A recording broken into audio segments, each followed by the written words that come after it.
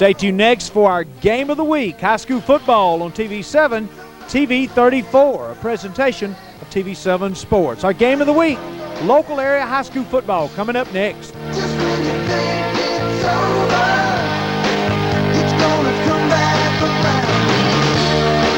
You didn't look for trouble. Don't say it happened before. You better get out of the trouble. It's just a time for the storm.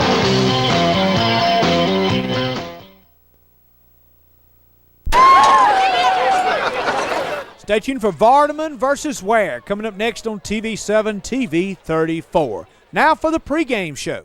Good evening, everyone, and welcome to our Game of the Week here from Vardaman tonight at Carter Field, where tonight we've got a great matchup in between two big-time 1A schools, the Weir Lions, 11-1 on the season, and the 12-0 Vardaman Rams, who come into this game, of course, having blown out most all of their opponents.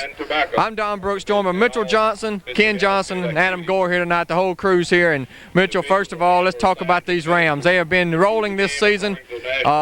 Smithville, the only team that's given them a tough game, but tonight most people feel like this would be one of the top games in the state. Oh, no question about it. I feel very strongly this is the strongest competition Vardaman will face all season up to this point. As you mentioned, Smithville, a very solid ball club, but Vardaman really have to be on their P's and Q's tonight to come around out of here tonight with a victory and advance on in the playoffs. You know, Adam Ware's got a good football team. They beat Smithville last weekend 24-0. A good defense. A lot of good special players on that team, and it's going to be quite a task tonight. Their only loss of the season was a hard-fought loss to Durant. Yeah, that was a 36-21 loss to Durant.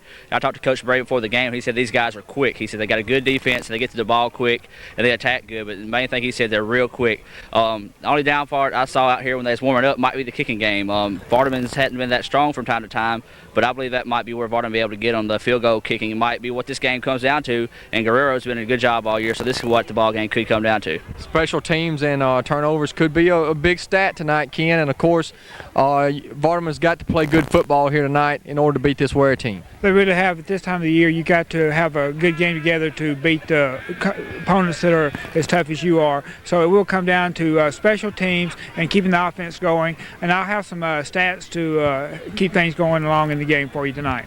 We're looking forward to it here tonight as the Weir Lions meet the Vardaman Rams. Bill and myself will be down on the sideline to give some analogy of the game. Mitchell, Adam, and Ken will be up top. And it hasn't been this cold at Carter Field since Billy Nelson went and got that cheese from the concession stand about 3 or 4 years ago. We'll take a break and be back with some more pregame and the kickoff, so stay with us, everyone. Number 74, John. Stay tuned next for the North Half 1A playoff game, Vardaman versus Weir. Number 62, Amos Tudor at center. Number 60, Brian Penick at guard. Number 55, Justin Holloway at tackle. Number 35.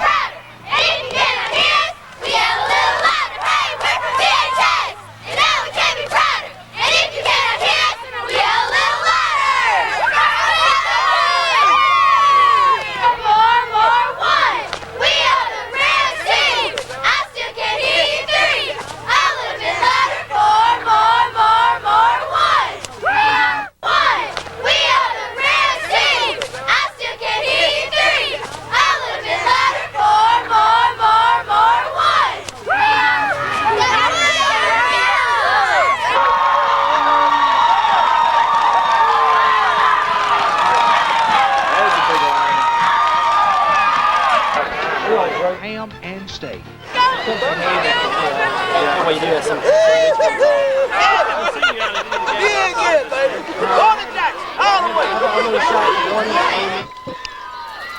And a very pleasant good evening, everyone, and welcome to Carter Field here in Vardaman, Mississippi, where this will be the second round of the North Half Class 1A state playoffs. Your homestanding Vardaman Rams, coming in undefeated at 12-0, will be hosting the visiting Weir Lions, coming in at 11-1 on this 2000 campaign. I'm Mitchell Johnson, along with Ken Johnson, Adam Gore, Don Brooks, and Bill Morgan. Don and Bill will be sideline, taking some sideline footage. We're on top of the press box booth here at Carter Field. We do have the starters for you, both offensively and defensively, for the visiting Weir Lions, as well as the homestanding Vardaman Rams. For the visiting Weir Lions this year, they will go as follows. Offensively, number 6, Miss Cedric Pratt, running back, 5'7", 145-pounder. Number 9, Larry Miller. He's a running back, 5'6", 147-pounder. Number 12, Shamont Hoskins, quarterback, 5'7", 143. Number 15, Jamal Nance, running back, 5'9", 165. Number 22, Chris Gladney, wide receiver, 5'11", 153.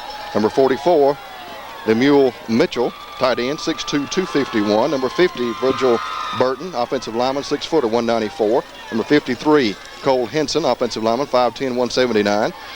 Number 62, Joseph Parrish, offensive lineman, 5'11", 161. 67, Dale Peoples, offensive lineman, 5'8", 150-pounder.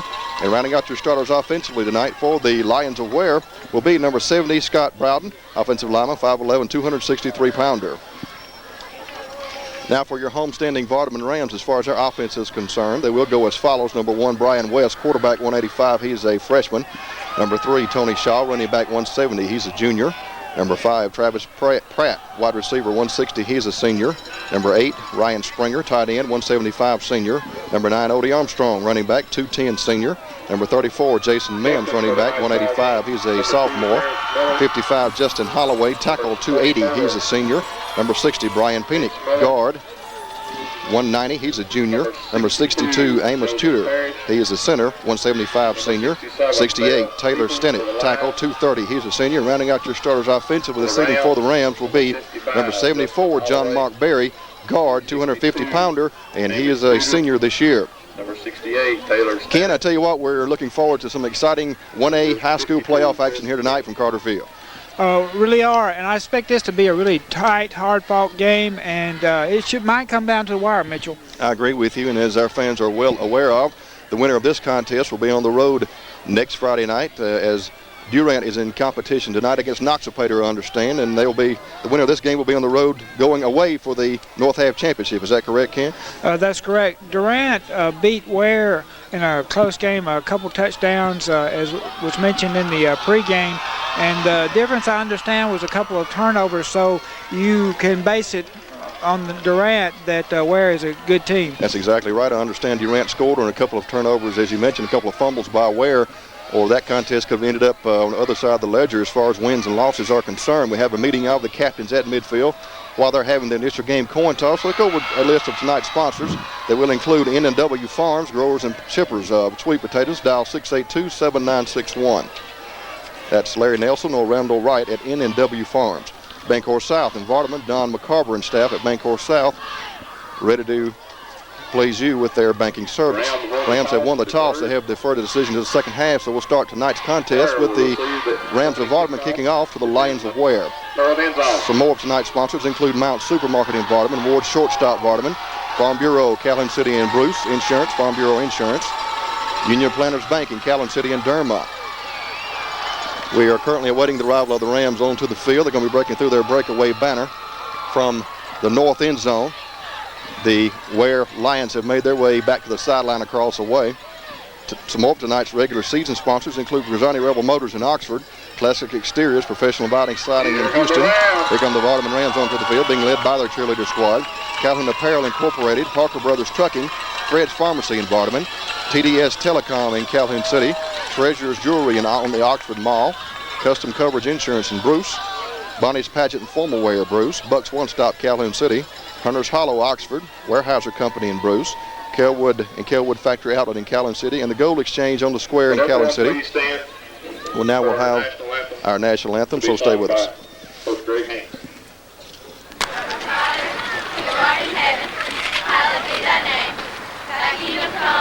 Thy will be done on earth as it is in heaven. Give us this day our daily bread, and forgive us our trespasses, as we forgive those who trespass against us. Lead us not into temptation, but deliver us from evil. For thine is the kingdom, the power, and the glory forever. Amen. Oh, say, can you see by the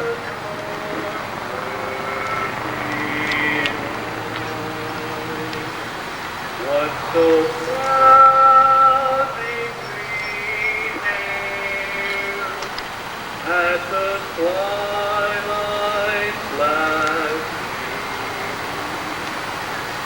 whose broad stripes and bright stars through the perilous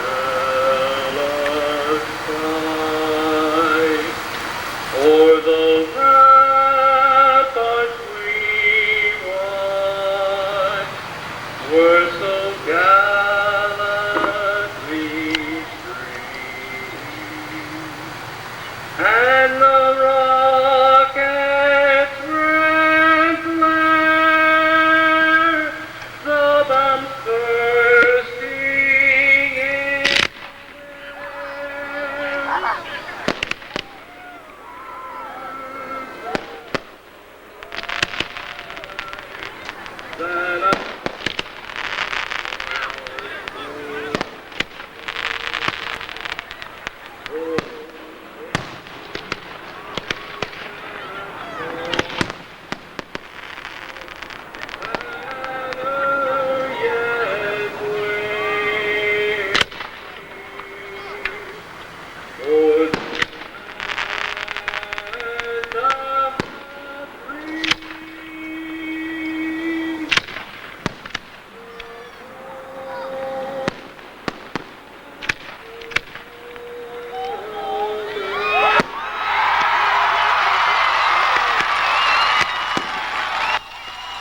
Big round of applause going up at the conclusion of the singing of our national anthem and a magnificent fireworks display here pregame from Carter Field in Vardaman, Mississippi. Excitement is in the air. Pull up a chair, sit back, relax, and enjoy. Second round of the North Half Class 1A state playoffs. Vardaman Rams coming in undefeated at 12-0. Taking on the visiting Weir Lions coming in with a remarkable record as well at 11-1. Vardaman won the opening game coin toss. They deferred the decision to the second half of play. So we'll start tonight's battle royal with the Rams kicking off to the Lions. Ken, I'm already excited. How about yourself? That's an excellent fireworks show, and now we're ready to rumble.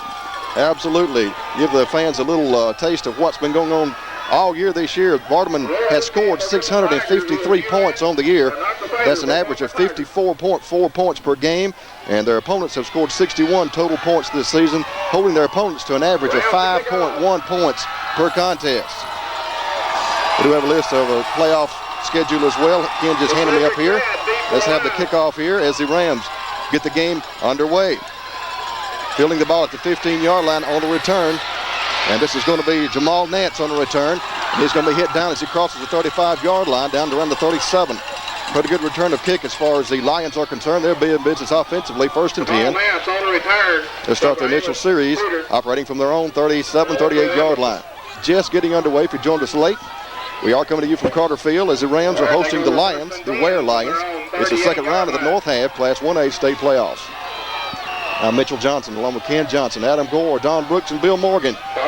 Pleased to bring you Ram playoff action tonight. 1st and 10, we'll go the Lions as Shamon Hoskins up under center. It goes to the tailback off the left side. That's going to be Pratt with the carry. Pratt is upended around the 38-yard line. Minimal gain on that carry.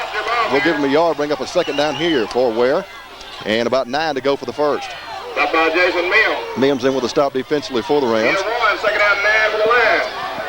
Tell you what, this ball game right here is starting off with a lot of emotion, so it's going to be whoever's able to last in this ball game. Looks like early. Of course, both teams are going to be hyped up. As we said, this right here is for the North Half Championship, so who goes to play for it on the road next week. But both teams right now playing with a lot of emotions early in this ball game. Oh, absolutely. Give goes to the tailback on the near side this time, and again, it's going to be Pratt with the carry, and again, he is met abruptly as he crosses the 40-yard line around the 41-42. Leading the charge defense with the Rams will be Yodi Armstrong and John Mark Berry as well. They'll bring up a third down here for the Lions of the initial series. Third and about 6 yards to go. As quarterback Shamon Hoskins just checking back into the contest on the sideline discussing things with the coaching staff. Possession play facing the Lions here. Third and about 6 yards to go, operating from their end of the football field around the 42. Quarterback wants to throw in trouble. Now it's going to be hit, and he is hammered down on the 42-yard line. Nowhere to go. Again, leading the charge defensively for the Rams this time will be Jason Mims and Odie Armstrong. Tell you what, Ken, they did a nice job on that first defensive stand here as far as Vardaman is concerned. Excellent job. 3 plays, only 4 yards, so a good way to start off the ball game. They bring up a fourth down situation, punting situation for the Lions. Fourth and about 5 to go from their own 43-44-yard line. Back to booted away for Weir will be Michael Curtis. He is a 5'10", 186-pounder. Michael Curtis in punt formation. That will be John Harden back to receive the punt for the Rams. It will be a first down being applied here by the Lions, I think. I took my eye off the play just for a moment. Ken, did you pick that play up? Well, the punter kicked it off the kind of at the tip of his toe, and it went along the ground, and the guy picked it up. So they cannot advance a ball that's been kicked. Okay. This ball should be coming coming back to where the guy for Weir touched it. Of course, unless one of the Vardaman players had touched it first, then it's going to be live ball. They are saying that, Adam. They're saying that Weir will have possession of the football, so Ken evidently is just exactly what Adam Gore was trying to explain there. I'd missed the play completely. I was looking at my score sheet here, and I missed what happened. In any event, the Weir Lions will be in business still, 1st and 10. Now they nose the ball into Ram territory around the 49-yard line. 1st and 10 will go the Lions from that point. As your starting signal caller, Shamon Hoskins, quarterback, 5'7", 143-pounder, sets his offense. It takes about a 4-3 defensive alignment for the Rams, or maybe a 5-3 now as we have players moving in and out of the defensive line area. Clock's at 9:45 and counting. We're operating from the first quarter of play. There's no score. Hoskins up under center, 2-man eye in the backfield. Give goes to the first man through, and this is going to be Nance with the carry. Trying to turn the corner. He is ridden down, nowhere to go. He was tracked down by the part of John Harden. Harden's a junior 175-pounder. Nice job on his part. I'll tell you what, that's what John Harden's done all year. If he don't take and knock you off your feet with his first lick, he's going to take and ride you until you go down. And like I said, it's an emotional ball game. That big first down recovery, I guess you could say, of a fumble. I don't know really what you would call it. For Weir, it was a real big move there, but good job by Vardaman that time, able to come back and cause a 5-yard loss on the play. As a 4 or 5-yard loss, as you mentioned, we'll call it 2nd and 15 here for the Lions. Now back in their own end of the football field around the 47. Quarterback once again gives the first man through once again to Nance, and he's going to hit down as he gets around the midfield stripe. Pick up of a couple at best, bring up the 2nd down here. We'll call it 12 to go for the first. Mitchell, Vardaman's looking good early on rush defense. They have held them to only 3 yards on 5 plays, and excellent job thus far. Absolutely. Bring up a 3rd down here, make it a 3rd down, and about 12 to go for the Lions. Ball is resting almost on the midfield stripe. 8:30 remaining in the first quarter play. The clock is on the move. There's no score. First offensive possession for either team. Hoskins checks that defensive front for the Rams. He wants to throw. Pass over the middle is incomplete. Thrown behind the intended receiver, the mule Mitchell. Mitchell, the tight end, 6'2", 251, could not make the connection. They'll bring up a 4th down situation for the Lions. And again, about 12 to go for the first. Punting situation for Weir. Yeah, we just saw what Weir was able to do with that last punt, so this time see what Vardaman decides to do. If they're going to try to block it once again, I was noticing in warm-ups, it took both the field goal kicker and the punter a long time to take and get the kick away. We've seen them do it before. We've seen them block it and take and return them, so we'll see what Vardaman elects to do here once again. Curtis back to booted away for the Lions. Back to receive for the Rams will be John Harden. Curtis gets a high snap down and gets the kick away. Nice spiraling kick for Curtis. And Harden's going to field it around the 8-yard line and downs it immediately there. I thought he signaled fair catch before the ball got to him, however, but he immediately went down to one knee. The Rams will start their initial offensive series deep in their own territory inside the 10-yard line, 1st and 10 around the 9. Well, this is something we're not used to seeing on a kickoff or a punt. We're used to seeing them maybe recovering a fumble and being that far back. That's right. We'll see what Vardaman can do here. Sort of uncharacteristic starting back this deep. But, of course, this is a good Vardaman team led by the senior Odie Armstrong. And I tell you what, one player I've also been impressed by this year has been their starting quarterback, only being a freshman. He's come out, he's looked like a senior all throughout the games that I've seen him play this year. West has done an excellent job, no question about that. 1st and 10 will go the Rams. First offensive series for Vardaman from around their own 9-yard line. West up under center, sets a 2-man eye in the backfield, wide out split left and right. Weir stringing a lot of men across the defensive front. West rolls back slightly right, ball is in the air way down the field, trying to go to Travis Pratt, can't catch up with it. Pratt was the intended receiver, he's a senior 160-pounder. West has hung it in the air and hoped that Pratt could run under and make the grab, but was unable to do so, however. Bring up a 2nd down, and once again, 10 yards to go. Yeah, you know, that play right there really didn't surprise me that time coming out of Vardaman. This is a high-octane, big play type of offense. You know, they're going to try to go ahead and get you down early. As that was a big pass that time on 1st down. Good down to race it on when you have a running back in the shape of Odie Armstrong, along with Mims in the backfield. Both these guys have done a good job this season. West sets his offense once again. Now puts an offset 2-man eye in the backfield. We give goes to tailback Odie Armstrong. He's at the 10-yard line trying to fight his way downfield. He's being corralled by a host of Lions. Nowhere to go. Minimal gain on that carry. Nice job as far as Weir is concerned defensively. They'll bring up a 3rd down here. Possession play facing the Rams. And about 9 to go for the first. Gain of 2 on the play, bring up 3rd down and 8. So as you said, it is a possession down. So this is a big down right here for Vardaman. Deep and close to Weir's end zone down here. So Vardaman really wants to come out, pick up some big yardage and keep momentum on their side. You would think the way their defense was playing, they might be able to take over some of that momentum from the defense. But as we said, they're sort of stalling early here. West will give the tailback nowhere to go that time. Nothing doing on that carry. as far as Jason Mims is concerned. Mims, a running back, sophomore, 185-pounder, and he was hit down immediately around the line of scrimmage. Little gain, if any. Bring up a 4th down here for the Rams. Punting situation for Vardaman. It'll be 3 and out for the Rams in their initial series. Clock winding down to an even 7 minutes remaining in the first quarter of play. There's no score. Ken, we're not used to seeing this as far as the Rams are concerned in their opening series. We're used to seeing a lot of fireworks early and all the way to the end of the game. Odie Armstrong back to boot it away in his own end zone for the Rams. Gets a good snap back and gets the kick away. It's going to hit around the 44-yard line, take several Vardaman rolls, and be down around the midfield stripe. So, Weir will come out of this with an excellent field position. It'll be 1st and 10 for the Lions, operating from the 50.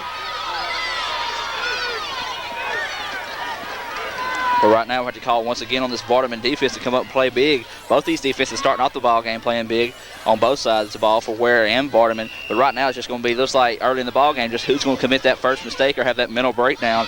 And it's going to be probably this way all the way through. Of course, you know, it's not going to be any more teams like Vardaman's faced this year out. Now the competition's got tough, and you have to come out to play. 1st and 10 will go the Lions from the 50-yard line. Game goes to the first man through. And again, this is going to be Nance with a carry, penalty marker down around the 48-49-yard line. Have to wait and get the official ruling on the penalty, see what transpires from there. Can't you pick it up? No, I just saw the flag. It was procedure now. Illegal procedure against the Lions. It'll be a 5-yarder, marched off against Weir. It should mark the ball around the 45-yard line, I would think, or somewhere in that vicinity. Adam, I was scared it's going to be as cold up here tonight as we suffered through last Friday night, but it's not that bad so far. Not that bad so far. If the wind would just stay like it is here right now, it would be pretty good. Of course, you know, it's getting that time, and I believe they're saying there might be a chance for a little ice this weekend or something, what I've heard, but it shouldn't amount to anything. But as you said, it's a halfway decent night. That's going to be yet another flag against Weir, and that's what I was just talking about there, Mitchell, the mental mistakes or who's going to break down first. Well, this could be some early game jitters. This is a monster game, as you fans are well aware of. The winner of this contest will advance to the North Half Championship next Friday night. Illegal procedure against the Lions. There'll be yet another consecutive illegal procedure calls being called against Weir here. They'll move the ball back to inside their own 40, where it will still be 1st down and about 20 yards to go for another first. 1st and 20, facing the Lions here. Clock on the move with 6 minutes and 9 seconds remaining in the first quarter. There's no score. Here goes the man in motion. This time Miller trying to turn the corner. Miller's got some daylight. Hit down from behind around the 50-yard line. That's open field stop on the part of T.J. Dodgett. Dodgett made the pop in there. He's a sophomore, 170-pounder. Got the ball almost up to the original line of scrimmage. We'll bring up the 2nd down. We'll call it 10 to go for the first. Absolutely. Right now is when Vardaman wants to dig in here. You know, they had the opportunity to hold them back for the long yardage on the 2nd down, but they was able to pick up 10 on that play. But right now, as we said, Weir shot themselves in the foot earlier, but now they're able to move the ball down the field, picked up 10 yards, and now they're back to the original line of scrimmage. Your starting signal caller, Hoskins, puts a lone set back in the backfield, puts a man in motion from left to right. And once again, the give goes to Nance. He's got daylight at the 30, is at the 25, bumped out of bounds. Inside the 25-yard line of Vardaman, plenty of room for a Weir 1st down. Nice job, Ken, that time as far as Nance is concerned. Do a little dancing in that defensive secondary. Major pickup on that carry. Excellent pickup of 26 yards. Had a couple blockers out in front of him. Good game. Jamal Nance, running back. He's 5'9", 165-pounder. Did an excellent job on that carry. That'll move the sticks. It'll be 1st and 10 here for the Lions, as they'll have a fresh set of downs to operate with here from about the Ram 24-yard line. Samad Hoskins up under center, puts a lone set back in the backfield. Man in motion. Give goes to the motion man, Larry Miller. Penalty marker down around the line of scrimmage. Penalty flag on the play. Let's wait and get the official ruling. Illegal procedure call once again against Weir. That's the 3rd time in this series, Ken. I think, correct me if I'm wrong, that the Lions have been stung with that particular call. It is having guys coming out of their stance too quickly. That'll be a 5-yard assessment once again, marched off against the Lions. It'll still be 1st down. No loss of down. 1st down here, and again 15 to go for another first. Yeah, you know, we saw this while ago, 1st down and 20 while ago, and they said we'll pick up 10 yards. So right now, Vardaman really needs to dig in. They've been able to move the ball rather easy, using misdirection plays and sort of confusing that defense in the secondary, and we'll see what Weir comes out with here. 1st and 15 facing Weir here. Here goes to the first man through, Nance with a carry. Nance on the carry. Minimal gain on that pickup of a yard or two at best. And on the stop defensively for the Rams this time will be Jonathan Denley. Denley is the junior 190-pounder. Bring up their 2nd down, bring up the 2nd and 11 here for Weir. Under 5 minutes remaining in the quarter here. Yeah, I'll tell you what, Adam, I love this cold weather as far as the wind doesn't get in it. I'm a cold weather type person. Yeah, I tell you what, I love the cold weather also just as much as the next person. But just sometimes it gets too cold as it did last week. Oh, yeah, absolutely. But tell you what, I'm glad the cold weather's here. I sort of got sick of the hot weather there for a while. That's true. 2nd and 11 here facing the Lions. Give goes once again to the first man through Nance, running back. Minimal gain on the carry once again. The stop this time was made by Ryan Springer, senior 175-pounder. Bring up your 3rd down situation for the Lions and about 9 to go for the first here. Yeah, Springer's played a good ball game. He's been in on just about every tackle, which is good because he's going to be one of your linebackers shooting the gaps every time. We've seen linemen in the tackles also, so that's what you like to see. You like to see your linemen get back there and take it spread out the field and get some of the tackles before the guys get to pick up major yardage. Clock winding down to an even 4 minutes remaining in the quarter. Weir Lions with possession of the football. 2nd offensive series for the Lions this evening. About to reach the red zone of Vardaman around the 22-yard line. 3rd down there for the Lions. Hoskins with a lone setback. Man in motion again will be Larry Miller. Hoskins going to be tackled from behind around the 20-yard line. Well shy of first down yardage. That was Trent Edmondson with a stop defensively for Vardaman, a junior 150-pounder. Trent Edmondson. They bring up your 4th down situation for Weir, and what looks to be about 7 to go for the first. 7 or 6 or 7. You're right. Credit Edmondson that time making the quarterback turn it back inside and sticking with it after Odie had tried to make the tackle and turn him back outside, able to come back and get that tackle. Right now it's a big down right here, 4th down and 6 to go for Weir, and it looks like they're going to go for it here. So right now it's a big defensive play for Vardaman. Clock winding down and even 3:09. Clock winding down to close to 3 minutes remaining here. Now the 2-man eye now will go the Lions. As quarterback Hoskins up under center, puts a wide out left, a wide out right. Give goes to the tailback off the right side. Fighting down the field, going to be corralled by a host of Rams and pushed back. And that was Larry Miller with the carry. He's running back, 147, 5 feet 6 inches tall. If you'll notice, Mitchell, the difference on that one there is that they had a procedure penalty and they ended up being about 4 yards short of the first down. So the procedure penalties ended up being costly for Weir on that drive. That was the difference on that particular play, was it not? That particular series. Turnover on downs. It'll be 1st and 10 for the Rams here as the Weir Lions failed to convert in a 4th down situation. Vardaman will take over their 2nd offensive series of the night, operating from their own 17-yard line. Brian Wetz sets a lone setback in the backfield. And Jason Mims, 2 outs to the right side, 1 left. Give goes to Mims with the gut there, trying to find daylight. He's going to be hit and finally taken down. Jason Mims, your ball here.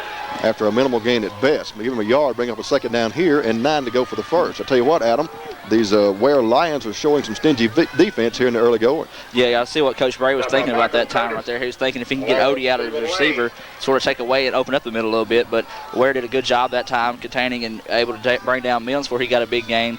So they're just trying to see what they can get to do and see what Weir's going to commit to, who they're going to stop. But right now, as they said, Weir's a good defensive team, and they're proving it tonight.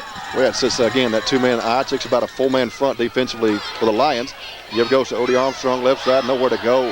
Armstrong's upended by several Lion defenders, hit around the line of scrimmage.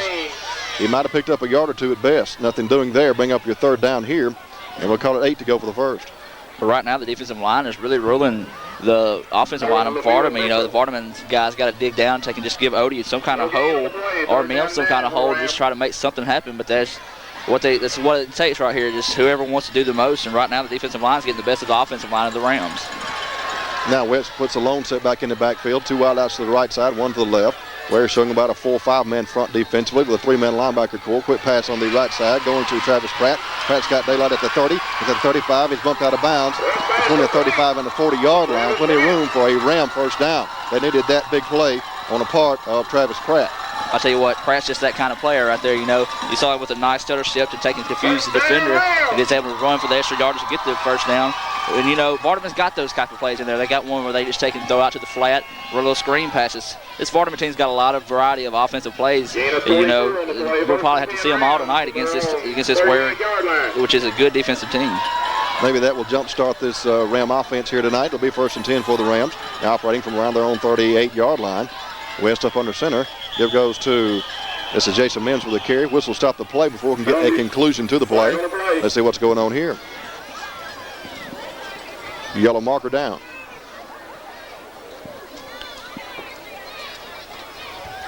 Illegal procedure call against the Rams. Illegal procedure against the Rams. That's a tough break for the Rams that time, as you saw at home. Mims was able to bounce that one out, had a big hole there, and then the official blew the whistle, bringing it back. So tough break that time for the Rams, as they look like they finally got some kind of ground attack going, but unfortunately it was whistled back. Travis Pratt checks in offensively for Vardaman, replacing Tony Shaw. He'll be split wide to the left side.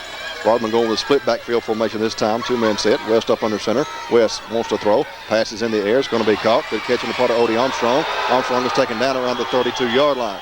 Nice play defensively. Good open field tackle as far as Jamal Nance is concerned. He's a linebacker defensively, 5'9", 165. Great job on his part. They'll bring up a second down here for the Rams. It looks to be maybe 14 to go for the first. We'll give him a 1 yard pickup on the previous pass play. Yeah, I'll tell you what, it's a good shot that time by the defender of Weir. You know, that could be the fact that Odie's used to being able to be the dominant player on the field and able to run over people. But not tonight. Odie's going to take and do a little bit more, and maybe this time try to go around the guy. But either way it goes, they did pick up, or no, they lost on the play, so lost at 5, as you did say. So well, actually, it was about no gain. There was a penalty before the play, right. So it'll be a second down, and again, about 14 and 15 to go for the first. West loads the trips up to the right side, wants to throw, fakes the pass, passes away, and the pass is caught on the part of John Harden, and Harden is hammered down around the 36, 37-yard line. Good stop defensively, that time on the part of Michael Curtis. Curtis is linebacker, 5'10", 186. Give him a couple on the pickup at best. Bring up a third down here, and about 12 to go for the first. Tell you what, Mitchell, going back talking about West earlier, you know, we talking about him just being a freshman. This is a big-time ball game here, and he's showing a lot of poise and connecting on a lot of passes. I believe he might have only missed 2 passes. I'm not for sure. We can check him with that on his passing so far on the night. Well, that's going to about do it for the first quarter of play. We're down to 2-1, and the first quarter is history. Goose Eggs on the scoreboard. As far as any scoring is concerned, it's Vardaman 0, Weir 0 after 1. Let's go down the sideline with Bill and Don. Take it away, guys. It's been a defensive battle here in the first quarter, guys. As you can see, the score is 0-0 right now. Weir has dominated the field position after they got the break on that punt.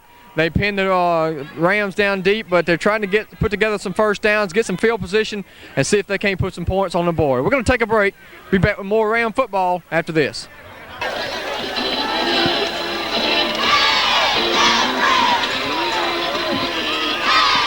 Welcome back for the second quarter of play. The Vardaman Rams are in possession. There'll be a third down here facing the Rams, and about 10 or 11 to go for the first, operating from their own 37-yard line.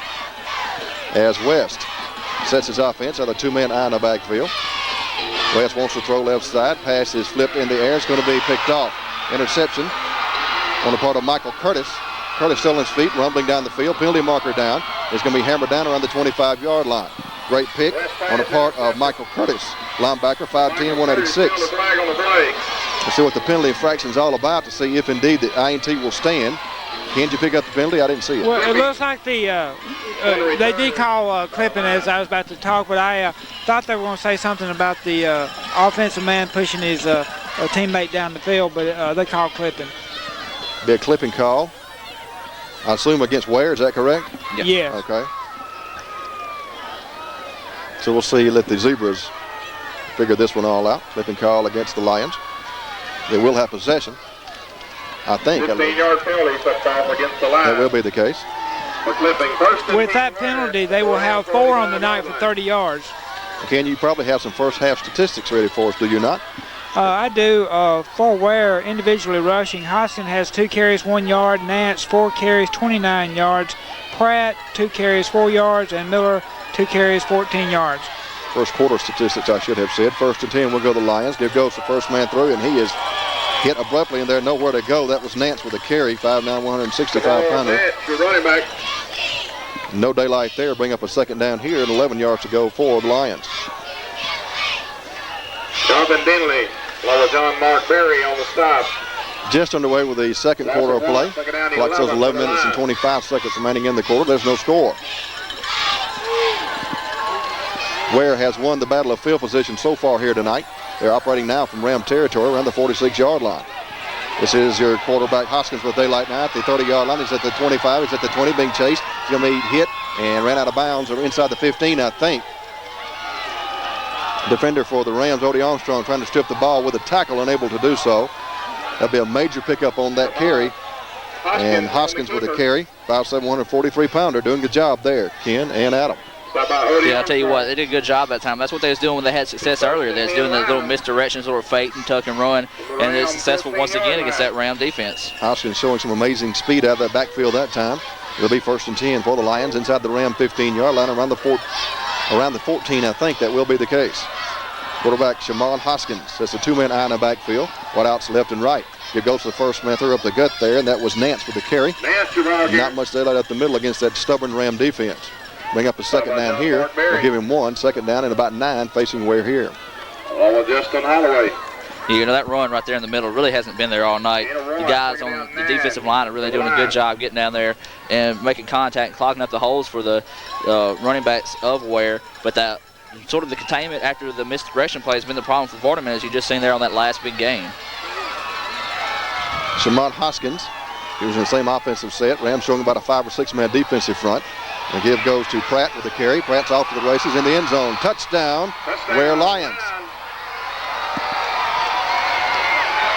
The Lions of Weir draw first blood here. They get that score with 10 minutes and 24 seconds showing remaining in the second quarter of play. They go up by a score of 6-0. Extra point pending.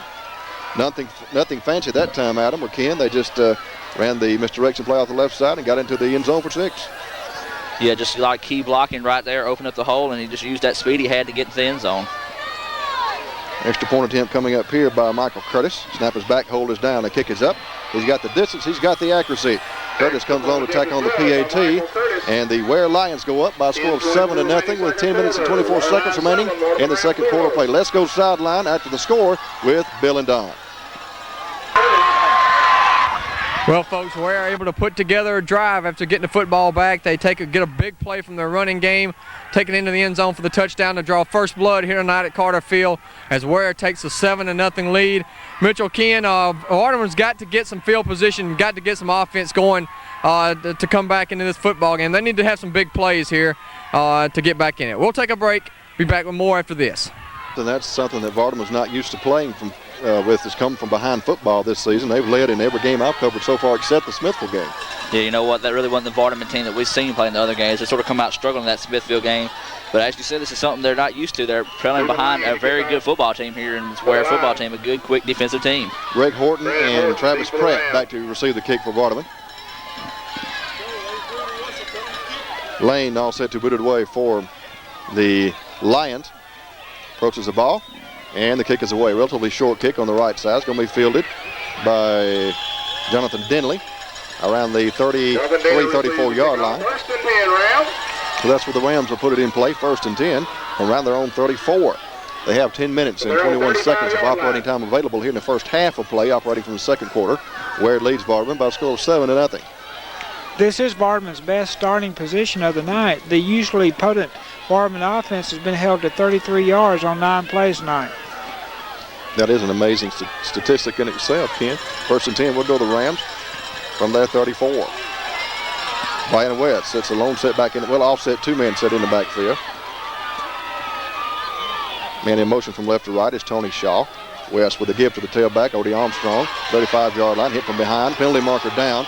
Odie's going to be tackled around the 36, but we have a yellow marker down on the field. Penalty flag on the play. Going to be a legal procedure, I'm afraid. That will be the call against the Rams. Illegal procedure against the Rams. Mitchell, it's starting to look like that's the only call they know how to call right now. It's been both teams each hit with the illegal procedure call. You know, that really killed Vardaman that time right there. As they was able to pick up what looked like to be probably the biggest running game they've had. You know, even though it might have been about 4 or 5 yards, but there was a tough break, back them up 5 more yards after that, and it's going to be also, once again, 1st down. 5-yard penalty against the Rams. There have been a total of 5 procedure penalty calls tonight and 1 clipping call. So we've had 30 yards on Weir and 10 yards on Vardaman. 1st and 15, we'll go the Rams operating from inside their own 30 now, run the 29. West working the 2-man eye. Man in motion from left to right. We'll go Melvin Pierce. And West wants a timeout. Saw something he didn't like as far as that Lion defense is concerned. That's Vardaman's first in the first half of play. I don't think Weir has used one as of yet. They'll still have their full 3 timeouts available. 9 minutes and 56 seconds remaining in the first half of play. Second quarter, Weir leads Vardaman by a score of 7-0. Let's take a look now at some of our fine sponsors. There are proud sponsors of Vardaman 1A playoff action tonight. They include NW Farms, growers and shippers of sweet potatoes. Dial 682-7961. Larry Nelson and Randall Wright. Banco South in Vardaman, Don McCarver and staff.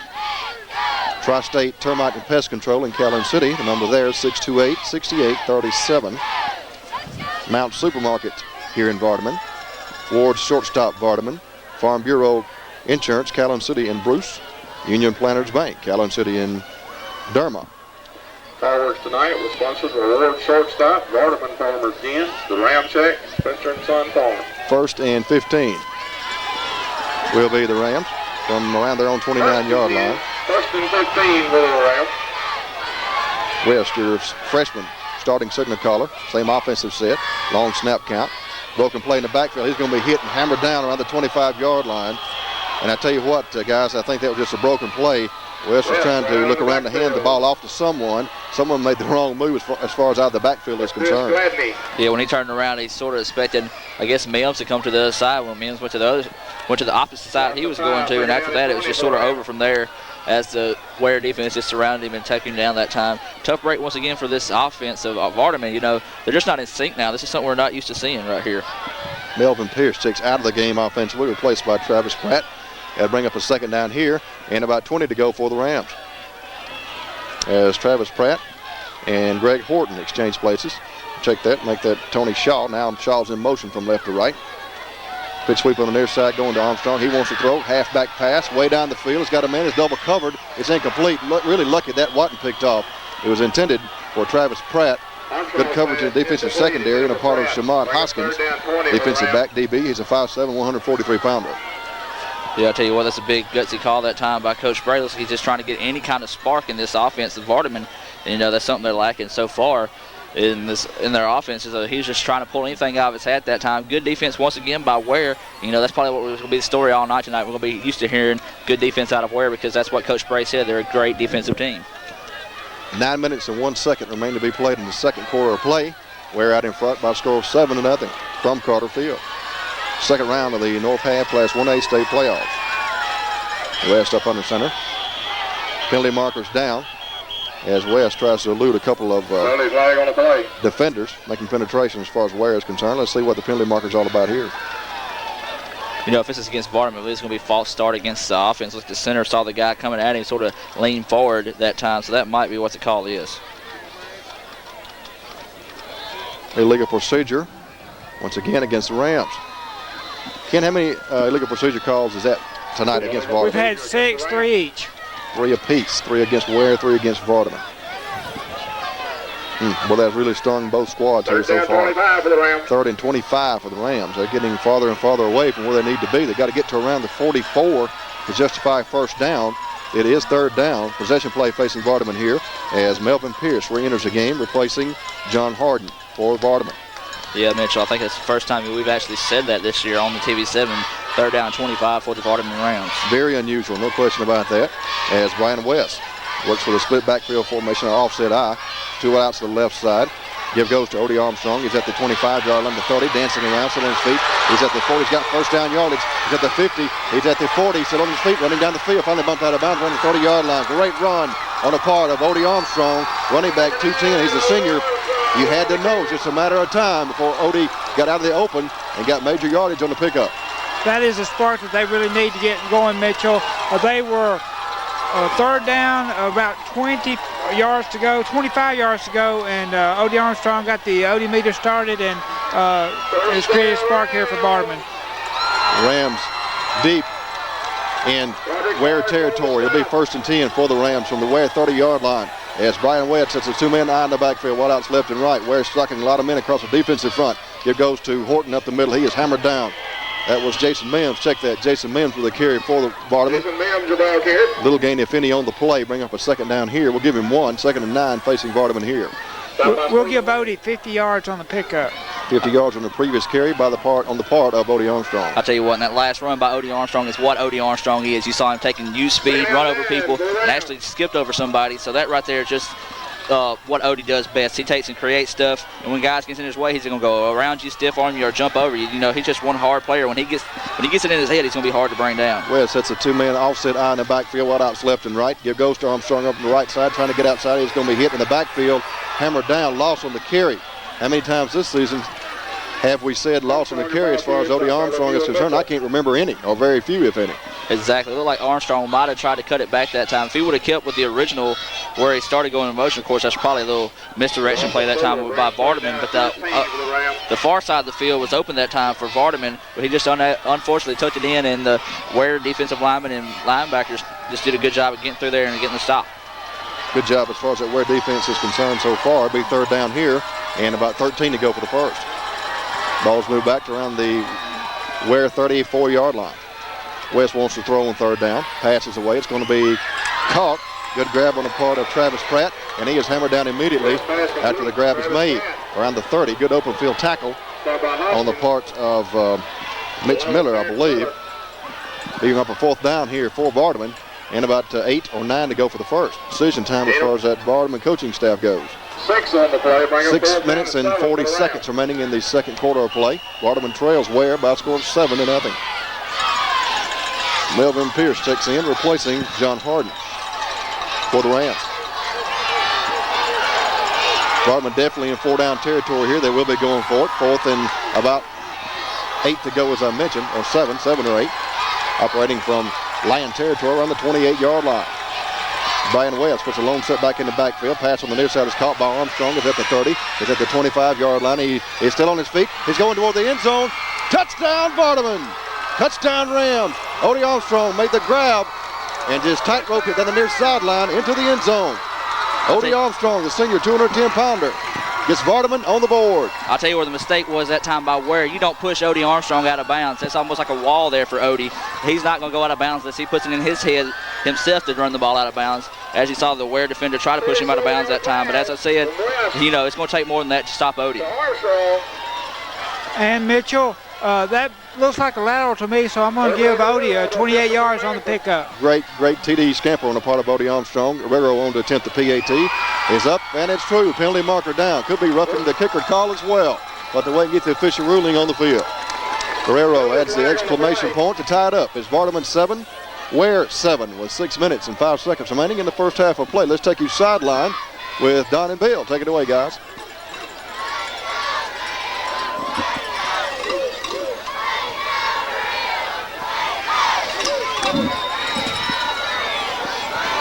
Roughing the kicker. Extra point is good. 6:05 remaining second quarter. Weir line 7. Vardaman around 7.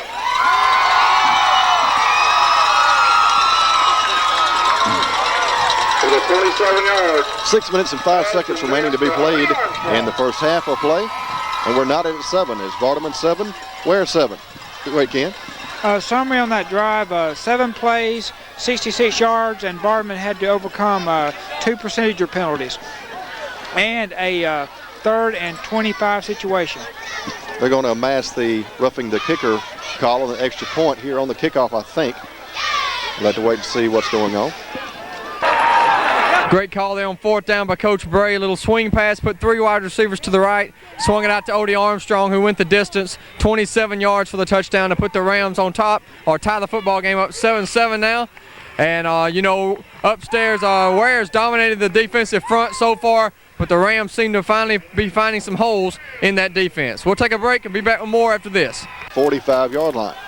You know, Mitchell, right here it could be a place where you can take a chance of maybe getting an onside kick. You know, you have it where you can take it, either kick it deep, put them on the 20, or either try to take a little sky kick and maybe be able to get the ball back in good territory. I agree with you 100%. Adam, it's going to be an excellent time for an onside kick attempt. Let's see if head coach Mark Blaine staff have the same line of thinking going on the sideline there. This is Tony Shaw with the ball teed up. Back deep to receive the kick for the Lions will be Pratt, as well as Nance. Tony Shaw approaches the ball, and the kick is away. It's going to sail into the end zone. And they're going to call an automatic touchback there. Although Larry Miller wanted to return it, officials immediately signaled touchback. So The Lions will be in business, 1st and 10 from their own 20-yard line. One of the positives you got to look at it with this is that being at the 20-yard line is Weir's worst field position of the night. That's true. They have maintained excellent field position on the kickoffs and punt returns as well.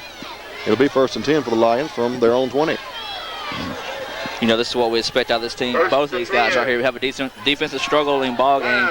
Then one team just get a spark every once in a while on an offensive play. So right here, you know, this could be your score for a while. Hoskins with the option on the left side. One to pitch it back, no one to pitch it to. Is hammered down on the 20-yard line. Good open field stop on the part of Jason Mims. Mims is a sophomore 185-pounder. Bring up your 2nd down here and about 9 to go for the first. We'll give him 1 on the previous carry. Tell you what, Weir was a fingertip away that time for just a terrible play for him. He looked like he's going to try to option it off, and at the last second, the guy that's containing the quarterback stepped in front of the outside man. So if he would have pitched that one, it would have been batted down for a fumble, and that could have been terrible as you saw Odie Armstrong come flying in there. So right there was a tough break for the Vardaman Rams. That did not happen. Hoskins sets a 2-man eye in the backfield. Goes to your tailback off the right side. Larry Miller with a carry. Strong running as far as Miller is concerned, but he's going to get a minimal gain on the carry of a couple. Should bring up your 3rd down here. 3rd down and about 7 to go for the first. Larry Miller, you're about 2 in the previous carry. Once again, Springer on the tackle. I'll tell you what, he's done a great job tonight. He's really getting to the ball well and been able to bring the guy down as his gained it 2. So it's a ball on the 23-yard line, and Mitchell right here is a big possession down for Weir. And right now, if you're a Vardaman fan, you want the Rams to really step up to the occasion right now. Absolutely, passing down situation for the Lions. 3rd and long, operating from their own end of the football field around the 23-yard line. Hoskins does want to throw. Passes away, and it's going to be caught. Great grab on the part of Nance. He's got 1st down yardage, bumped out of bounds around the 47-yard line. Great grab and run on a part of Nance. He's a running back, 5'9", 165. John Harden with the tackle for the Rams. That'll move the sticks. It'll be 1st and 10 for Weir. Yeah, that's just a good solid play that time by Weir, just let the guys commit. Then just throw a toss out and let's see what he can get after that. Unfortunately for the Vardaman Rams, he's able to pick up the first down, a lot of real estate after that. These Weir Lions very impressive here so far in the first half tonight. We're at 4:35 in the 2nd quarter. Give goes to the first man through. This is Nance with a carry right side. He's going to pick up a couple. Denley with a stop defensively for the Rams. And Ryan Springer had a hand in the stop as well. Bring up your 2nd down and about 7 to go. We'll give him 3 on the previous carry. 2nd down, 8. For the Lions at the Ram 40. That will be the 7th carry for Nance tonight for 31 yards. Hoskins has 4 carries, 33 yards. Number 6, Pratt, has 3 carries for 17 yards, including that 13-yard touchdown run, and Miller has 3 carries for 16 yards. 2nd down facing the Lions here, operating from Vardaman territory, close to the 45-yard line. Here goes to your tailback. This is Miller with the carry. It's hit hard in there around the 43 and driven back by a host of Ram defenders. That'll bring up your 3rd down here. Pick up of a couple at best. Bring up your 3rd down. We'll call it about 6 to go for the first. Larry Miller, your ball carrier, stopped by Trent Edmondson along with Jason Mims.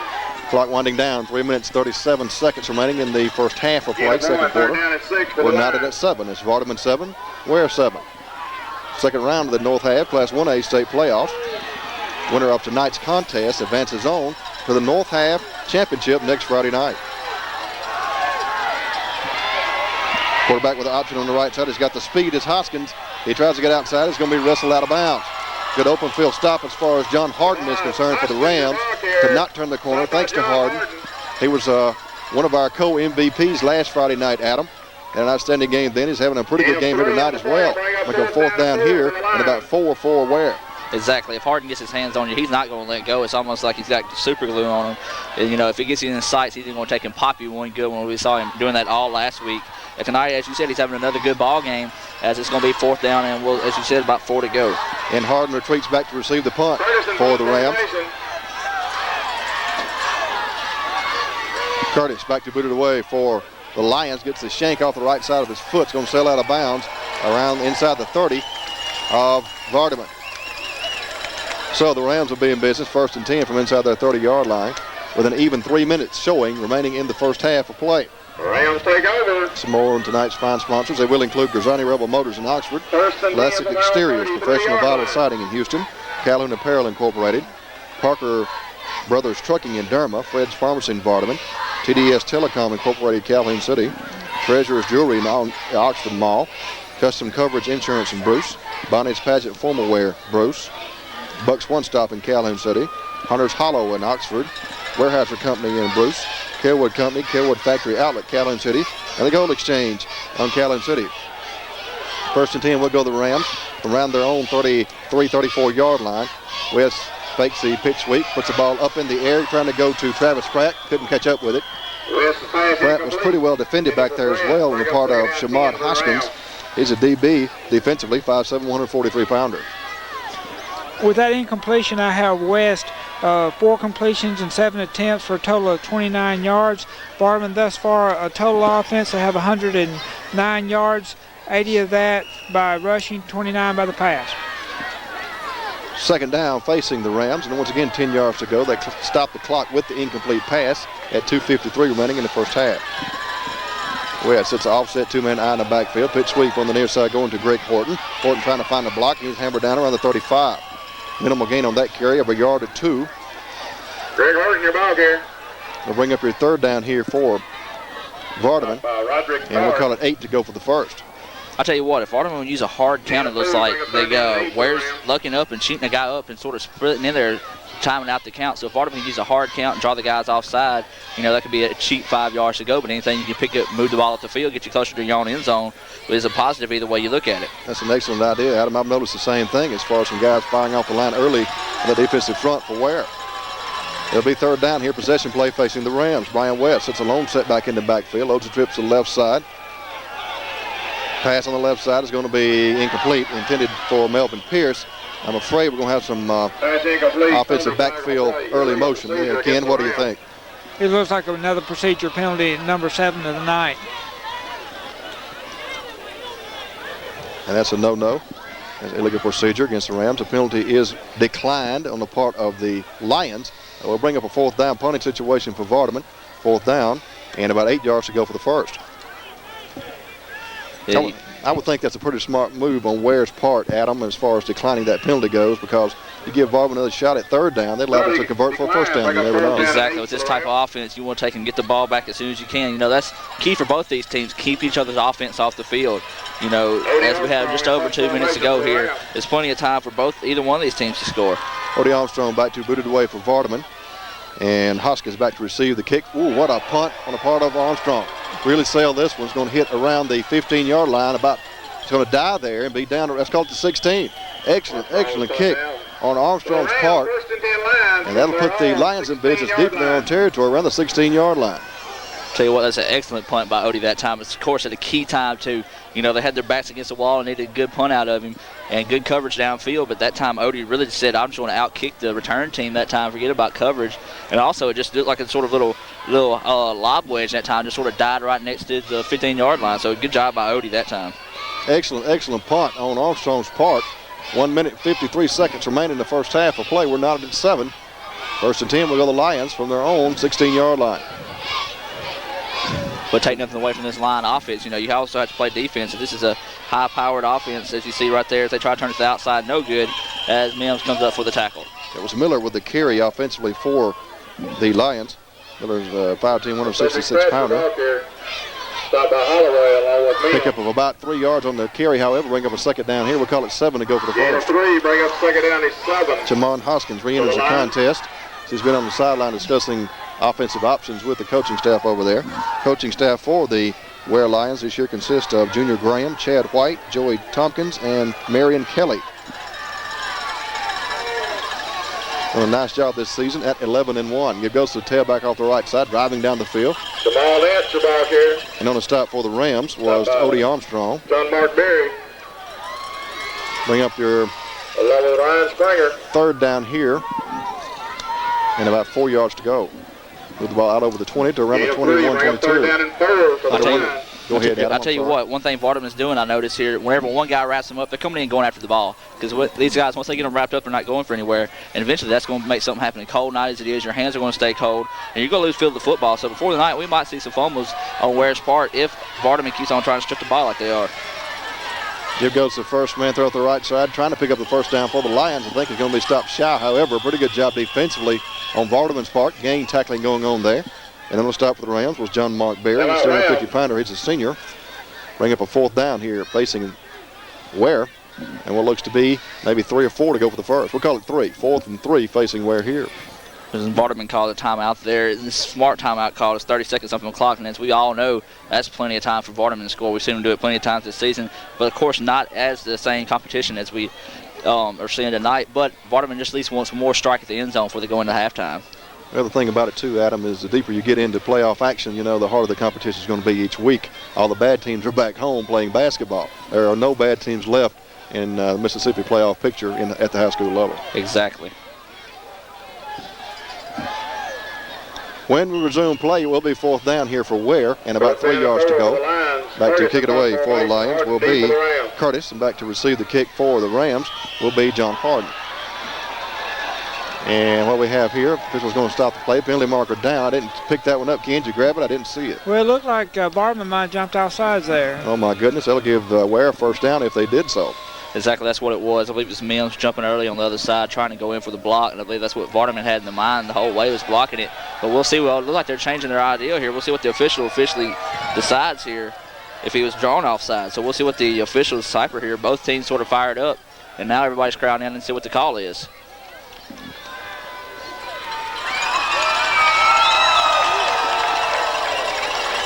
Illegal procedure call against the Lions. Well, I'll tell you what, I was wrong, and I'm glad I was. That's a great break that time for Vardaman. We've seen them block punts before this year, and they've gotten close tonight, so we might be able to see another one here. And that's going to be close, as I believe Weir is going to call a timeout. I believe that may be their first here in the first half of play, or second. Vardaman has used 2 that I know of in the first half of play. Well, total offense tonight is nothing to brag about really for either team other than several big plays. 146 yards of, or 143 yards of total offense for Weir, 113 of it by the pass, 30 by the run. I mean, I said it backward. 30 by the pass and 113 by the run. For Vardaman, they have 82 yards rushing, 29 passing. O.D. Armstrong tonight, excellent first half, 5 carries, 77 yards and a touchdown.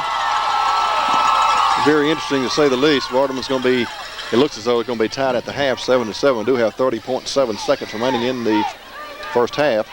Adam, I haven't seen Vardaman in this kind of predicament all season long, except in the Smithville game. Actually, they were down by 2 touchdowns at halftime at Smithville. Exactly, and as we said, this right here is what we come to expect. No bad teams left in the playoffs.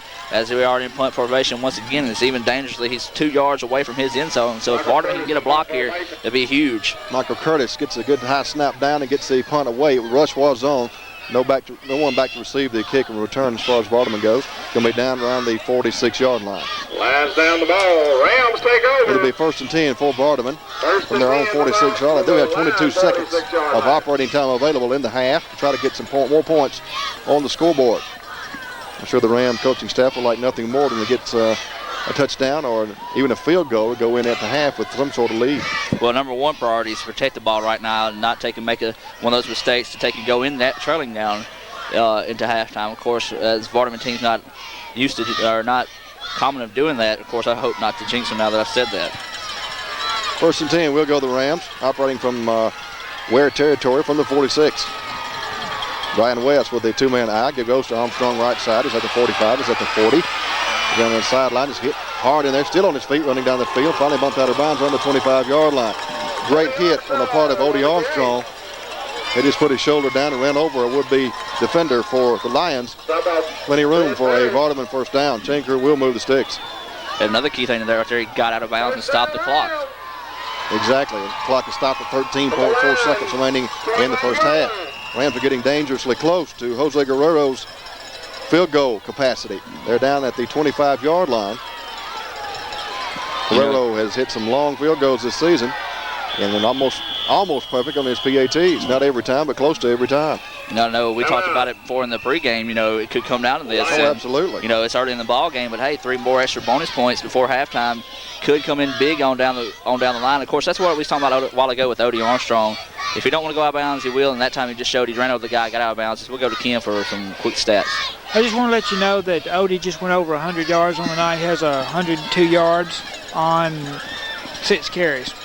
102 yards on 6 carries for Odie Armstrong. He's amazing, folks. He just keeps doing it Friday after Friday after Friday. Of course, not like the Montgomery County display or clinic he put on, Right. but you have to credit Odie. You know, he's done it. He's done a great job this year, as long as all the other Rams. You know, everybody says whenever they think about the Rams, they think about Odie Armstrong, but you got to give credit to the freshman quarterback players like John Harden, and you have Pratt and Mims. This whole team, even the guys on the line, this whole team's really come out and they've really played well together, and that's the reason they're 12-0. 13.4 seconds remain to be played in the first half of play. Vardaman 7, Weir 7. Rams with possession, 1st and 10 from the Weir 25-yard line. Brian West puts a lone set back in the backfield, and Jason Mims, 2 wideouts to the left side, 1 to the right. West wants to throw left side, passes away, it's overthrown. Penalty marker down. Travis Pratt was the intended receiver. He was being held out there, I believe. So there'll be some little defensive pass interference, I would assume. That's exactly what it is. The guy had him by the back of the helmet or the back of the collar. You know, I was sitting there, I was waiting for the official. I think the official was shocked that somebody actually do that, and as the flag was finally thrown. That'll be a major assessment, I would think, maybe 15-yarder working against Weir here. If that's the case, they will have 50 yards in penalties in the first half, and I know the Weir coaching staff will have to rectify that at halftime. They will have several things to say about that in the locker room, no doubt. Have a distance penalty against the Lions for pass interference. They'll give the Rams a first down. The ball's going to be marked around the 12-yard line. 1st and 10 will go Vardaman. The clock is at 8.9 seconds remaining in the first half, second quarter. The Rams need to put it down. They're going to attempt the field goal, evidently. Tony Shaw on to attempt the field goal for the Rams. The hole will be at the 20 by Melvin Pierce. Snap is back, hold is down. The kick is up. He's got the distance, but he's wide right, no good. No good. Tony Shaw on to attempt the 30-yard field goal attempt for the Rams, wide right. Clock stopped at 8 ticks remaining in the first half of play. Let's go sideline with that field goal attempt to Don and Bill. Take it away, guys.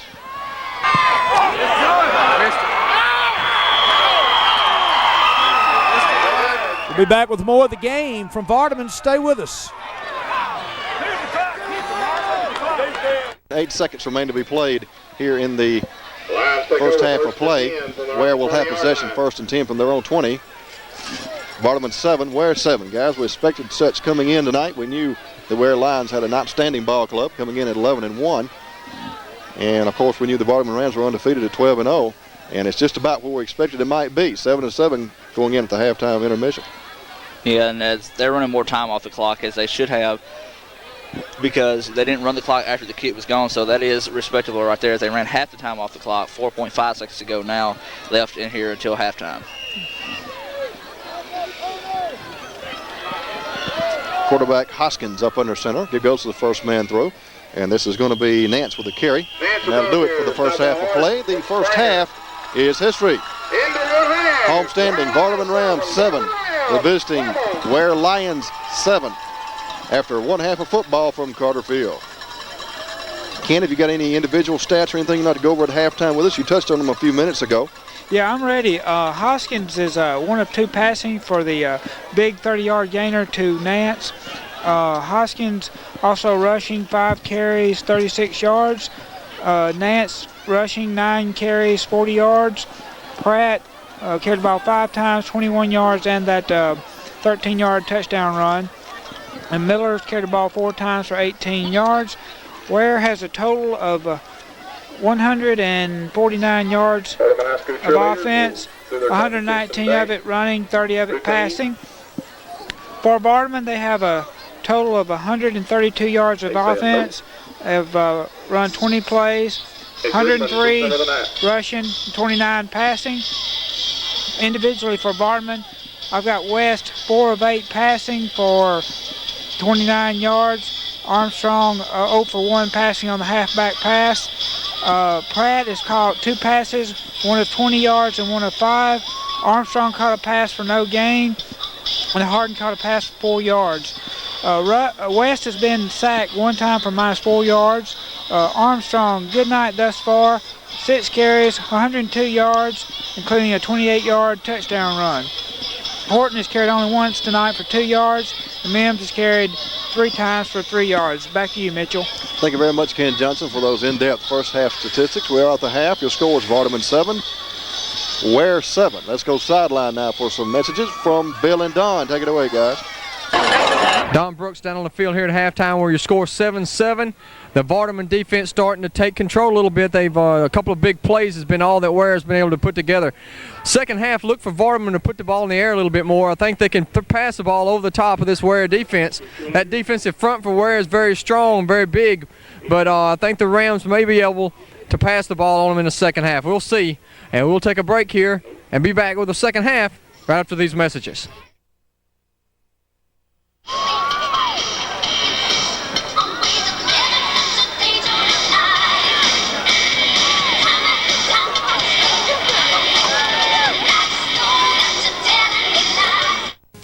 Back down on the field here at halftime, happy to be joined by Philip Pratt, former Vardaman Ram, who is now dressing out for the Northwest Rangers. And Philip, you guys had a great season this year. Unfortunately, a little probation kept you out of the playoffs, but a perfect season, 10-0. Yes, so we had a good year and everything, and you know, we didn't get to make it to the playoffs or play for the state, but you know, everyone knows we still number one, and we're the best team in the United States. You are playing wide receiver up at Northwest. How do you like it under Coach Bobby Franklin so far? This is your freshman year, and I know you're looking forward to playing a lot more next year. Well, you know, I learned a lot, you know what I'm saying, but you know, I got more to do and to prove to everyone who I am, you know what I'm saying, and you know, just be a baller. Well, how's it feel to come back here to Vardaman here for a big playoff game? I know you played in some tough ones here over the years against Smithville and some other folks, and pretty good football game here tonight. Yes, sir. I hope we pull it off because, you know, I want to see them go to Jackson this year so I can go down there with them. But it's going to be a tough one, though. It's going to be a tough. It'd be great, and Philip, we want to wish you success up at Northwest, and good luck next year. You too. See y'all.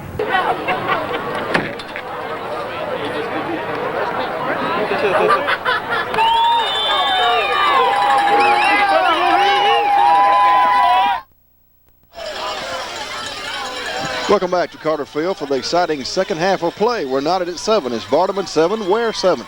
Second round of the North Half Class 1A State Playoffs. This is Mitchell Johnson along with Ken Johnson, Adam Gore, Don Brooks, and Bill Morgan. Don and Bill are sideline giving you some commentary from the sideline angle view camera. Back deep to receive the second half kick for the Rams will be Travis Pratt as well as Greg Horton, and the second half is underway. Immediately downing the ball will be Jonathan Denley, left side, on a relatively short kick by Weir. Rams will be in business, 1st and 10 with the first offensive series of the second half of play from their own 37, 38-yard line. You know, probably key right now in this ball game is that missed field goal right before halftime for Vardaman. You know, if they could have got that to go in and able to establish something here on offense, that could have been huge for the Rams. But either way it goes, your score is, as you said, 7-7, just starting off here in this second half as Vardaman takes over. Rams break huddle and work their way up with the first play of the first offensive play of the second half of play. Weir showing about a 5-man front defensively with a 3-man linebacker core, 53 defense for the Lions as Brian West sets an offset 2-man eye in the backfield, wide out split left and right. West with a give to Armstrong. Trying to get outside the 40. Stiff arms that would-be tackler is bumped out of bounds around the 47, 48-yard line. Defensive stop was made by Fred Parrish. Defensive back, 5'9", 170.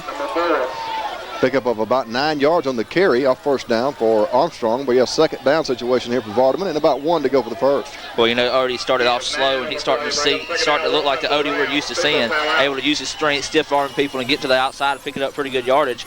As you said there, game 9, as with officials stopping play, we'll see what we have here. Some of tonight's fine sponsors that are bringing you Vardaman Ram playoff action include N&W Farms, growers and shippers of sweet potatoes. That's Larry Nelson and Randall Wright at 682-7961. Bancorp South right here in Vardaman. Don McCarver and staff ready and able to serve you. That's Bancorp South here in Vardaman. Tri-State Termite and Pest Control in Calhoun City. Their number there is 628-6837. That's Tri-State Termite and Pest Control, Calhoun City. Mount Supermarket in Vardaman. Ward Shortstop Vardaman, Farm Bureau Insurance in Calhoun City and Bruce, and Union Planters Bank in Calhoun City and Irma. Ken's indicating a little short, I think, and that will be the case, but about a yard to go. Second and about 1 to go for the Rams, operating from their own 47, 48-yard line. Yeah, I believe the officials say this ball game is going to be so tight they just want to get an accurate mark on that as they bring the ball all the way back to the middle of the field. They know So that time really wasn't no doubt in my mind that it wasn't going to be close to a first down. Just officials getting an accurate mark for Vardaman as they come up over the ball with West still in as your quarterback. Tony Shaw comes in replacing Melvin Pierce for the Rams. He split wide to the right side. Wide to the left side will be Travis Pratt. Rams are showing an offset two-man eye in the backfield, and the Weir Lions are showing a 4-4 defensive alignment defensively. West up under center. Give goes the first man through. This is going to be Jason Mims with a carry. First down, Vardaman. Ball is loose on the field. Let's see what the officials rule here. Who will have possession? Rams will maintain possession, I think, will be the case. As Jason Mims gets the necessary yardage to justify a Vardaman first down. Shank remove the sticks, and the Rams will have a fresh set of four to operate with here. Now moving the ball into Lion territory around the 48. Clock is on the move at 11:33 and counting in the third. Vardaman's doing a good job of just eating up ground and moving the ball downfield chunk by chunk. West resets his offensive line here as Ryan Springer moves from right tight end to left tight end. Give goes to Odie Armstrong on the left side. Minimal gain on the carry, penalty marker down. I believe we have a defensive player making a little aggressive move there, a little too early that time, Ken. What do you think? Looks like if they don't call procedure, it'll be across the line. Offsides against Weir.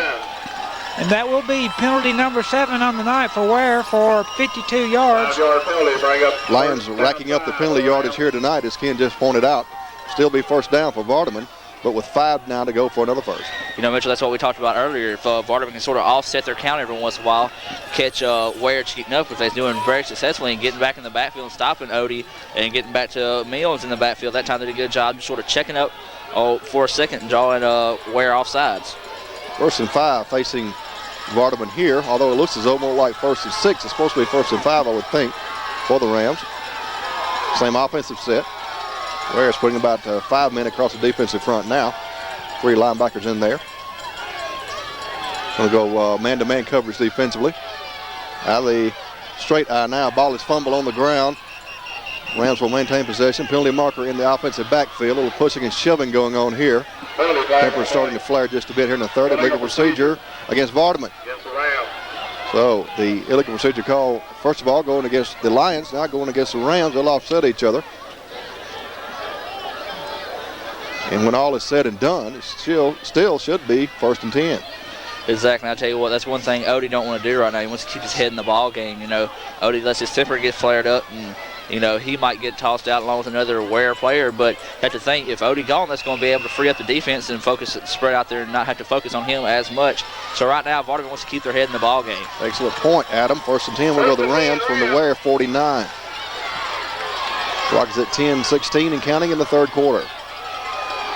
Give goes to Armstrong left side. He's at the 50, being chased and finally gang tackled around the 48-yard line. Great defensive pursuit. On the part of the Lions, and on the stop for Weir was Roderick Forrest, linebacker, 5'6", 174-pounder. To limit the carry to 1 yard on the pickup. Excuse me. Bring up a second down here for Vardaman and 9 to go for the first.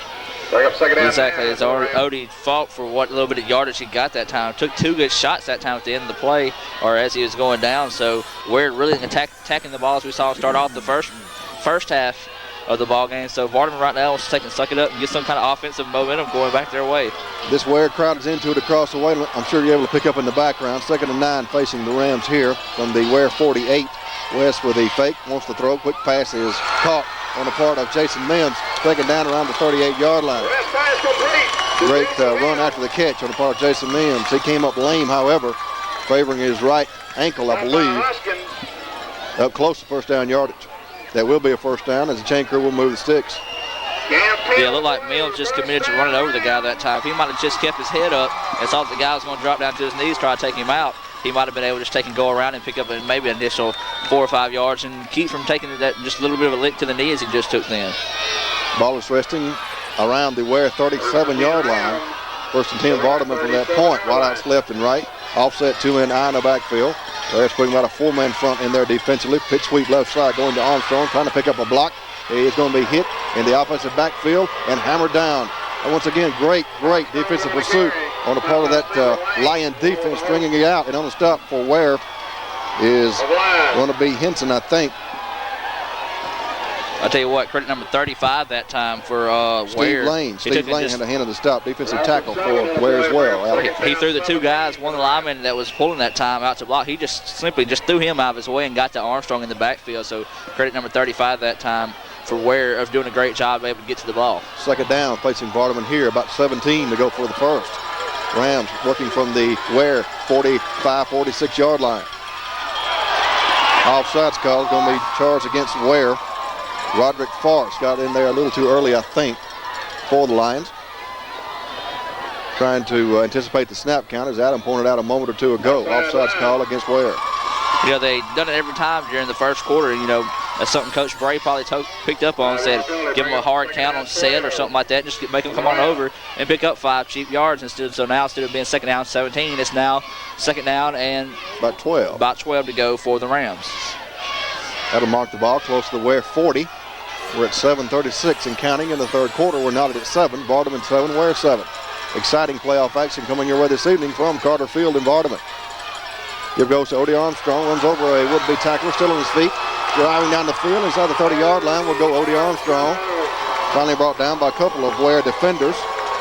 Among them was Steve Lane, once again, defensive tackle, 6'1", 192.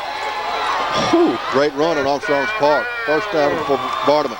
I'll tell you what, whoever number 12 is for Weir that time, you know, he just saw number 9, and that's all he saw after that. I don't know what kind of shoes Odie's wearing, but I'm pretty sure the defender could tell you that time is Odie would not be denied and just ran through him like I was out there trying to tackle Odie. Tony Shaw checks in, replacing Melvin Pierce for the Rams. He split wide to the right side. West with a give to Odie Armstrong. He is hit and hammered down. Great defensive penetration on the part of Jamal Nance, linebacker, 5'9", 165. Nance did a great job that time getting in the opposite backfield and putting a lick on Odie Armstrong. I'll tell you what, Odie's been taking a lot of hard licks and he's not used to taking. You know, you think that has to wear on Odie. It's 13th game of the season. You know, nagging injuries throughout the whole season. It's going to be just building up and just, you know, only one person can take so many hard licks, and Odie's took his share tonight. Absolutely. Bring up a second down here for Vardaman, and again, 10 to go for the first from around the Weir 28-yard line. West with a give this time to Greg Horton, left side. He's going to be hit and hammered down the backfield as well. And this time you can credit Michael Curtis for the stop defensively. Linebacker, 5'10", 186. Great job on his part. I'll tell you what, what's happening now is Mims out of the ball game, so that's got to move Odie up to the fullback position, which is really sort of throwing them out. We're not used to seeing the Horton and Armstrong in the backfield, as Horton is, I believe that's him checking out the ball game. So Mims did come back in. So right now it's lost to 9, so it's going to be third down and 19 to go for the Rams. Clock's under 6 minutes remaining in the third quarter, 5:49 to be exact, and the clock is on the move. 7-7 your score. Exciting playoff action here tonight. Brian West puts Odie Armstrong in motion out of the backfield, going to the left side. Penalty marker down in the defensive secondary. Could be a delay of game call. I'm not sure. Delay of game against the Rams. That will be the call. I tell you what, that's a quick delay of game call that time. You know, that's sort of the first time we've seen that tonight. And as we said, it's sort of quick that time, but the official did make the call, so that's what the call is. 5-yard penalty. And once again, as we said a while ago, third down and 24, something we not say that often about Vardaman. This whole season, that's exactly right. Third and long. One of the things that's really interesting is that Vardaman has 114 yards rushing. Odie Armstrong has 117. My word. West with the spiral pass. He's got a man there and it's caught. Great grab on the part of Travis Pratt. Pratt is knocked out of bounds, just shy of the goal line, around the 5-yard line, I think. Great over-the-shoulder grab on the part of Travis Pratt, wide receiver 160. He's a senior. I'll tell you what, give it West right there. I'll tell you what, you cannot find this freshman. You can't tell me there's a freshman around here that can throw a better pass than that. I don't know many seniors that can throw a better pass than that, Adam. I'll tell you what, just a great timing pattern. West has put it out there, and Pratt ran under it, made the grab for a big pickup on the pass play. Be first and goal now for the Rams from the 5-yard line of Weir. This Vardaman crowd's into it. I'm sure you're able to pick up in the background here. First and 5 for the TD for the Rams.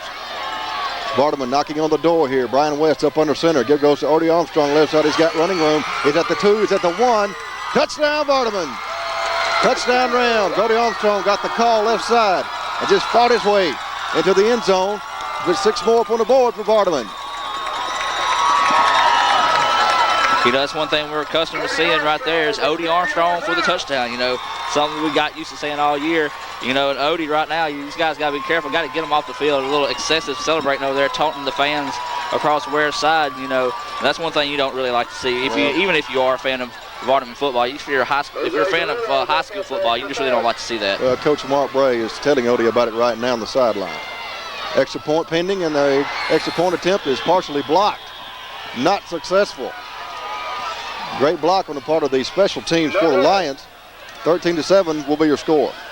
Guys, very impressive opening drive for Vardaman. They took the opening kickoff of the second half, and with 5:16 to go, that makes almost 7 minutes that they kept the ball moved from their own 38, which will be a 62-yard drive.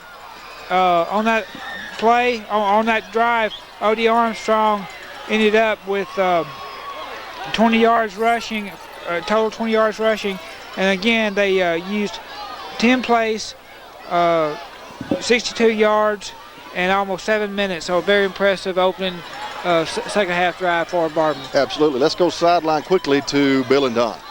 Back down here on the field. Great way to open the second half. Vardaman able to put together a 6-minute, 44-second drive to open the second half, and a missed extra point, but they're up 13-7. Able to mix the pass and the run that time. The big play on that drive, the pass down the sidelines to Travis Pratt. Back upstairs to Mitchell and Ken after this break. Pratt back deep to receive the kick for the Lions. Deep back, and the kick is away. Relatively short kick this time. This is going to be Hoskins on a return, trying to find a block at the 30-yard line, trying to get outside, and does so momentarily anyway. He's hit hard in there, still on his feet, finally gang tackled by a host of Ram special team defenders. On the return, stopped by Edmondson. We're going to get the ball out over the 30 to around the 31, 32, 33-yard line. There's a flag on the play. The official, I believe, is going to be against Weir. He threw it straight down at the Weir player that was on the ground, and that is going to be it. Penalty goes against Weir. I believe it's unsportsmanlike conduct. I really wasn't sure, didn't pick up on that time. We'll see here what the official ruling will be field level. 1st and 10. Lions for their own 32-yard line.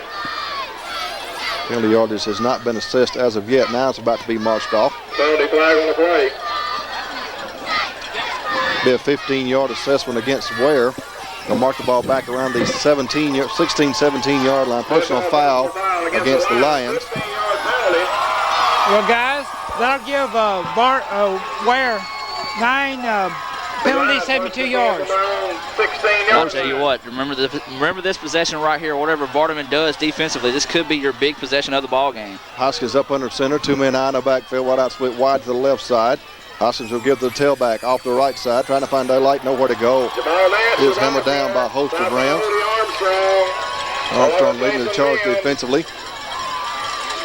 Gain of 1 on the play, bring up 2nd down 9. Pick up of 1 yard on the play, and on the stop also for Vardaman will be John Mark Berry, senior 250-pounder. 2nd and 9 facing the Lions here.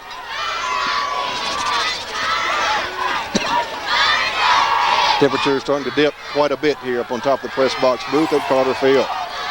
We're in the third quarter, 4.5 minutes remaining, and the clock is on the move.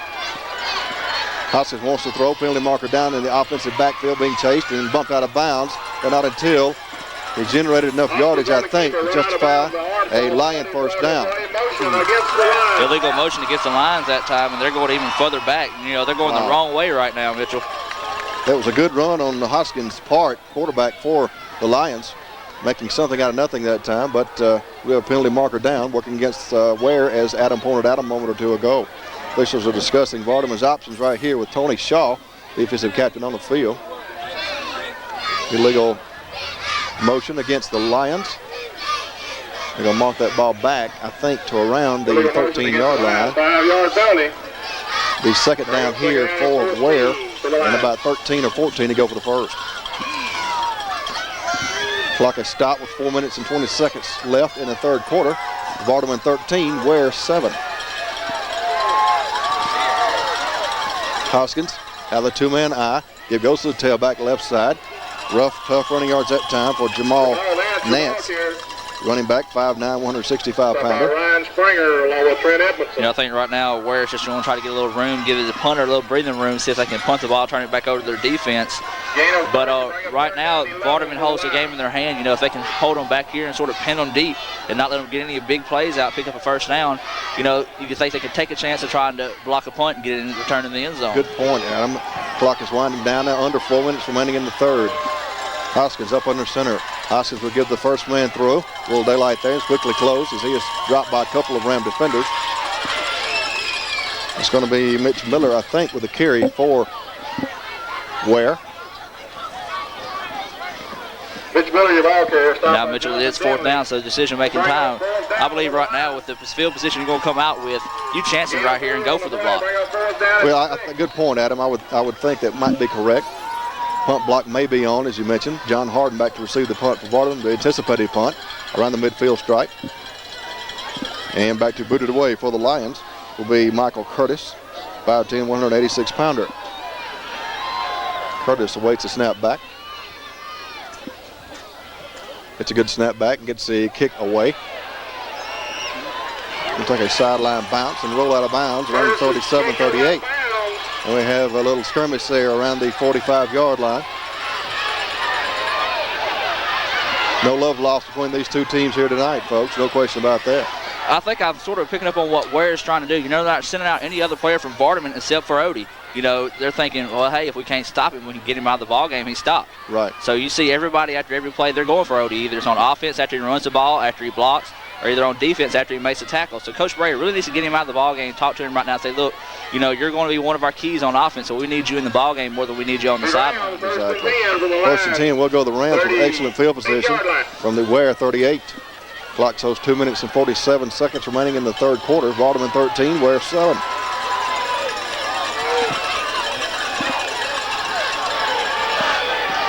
West working with the two-man eye, wideouts left and right. Here goes the first man through, and Jason Mims.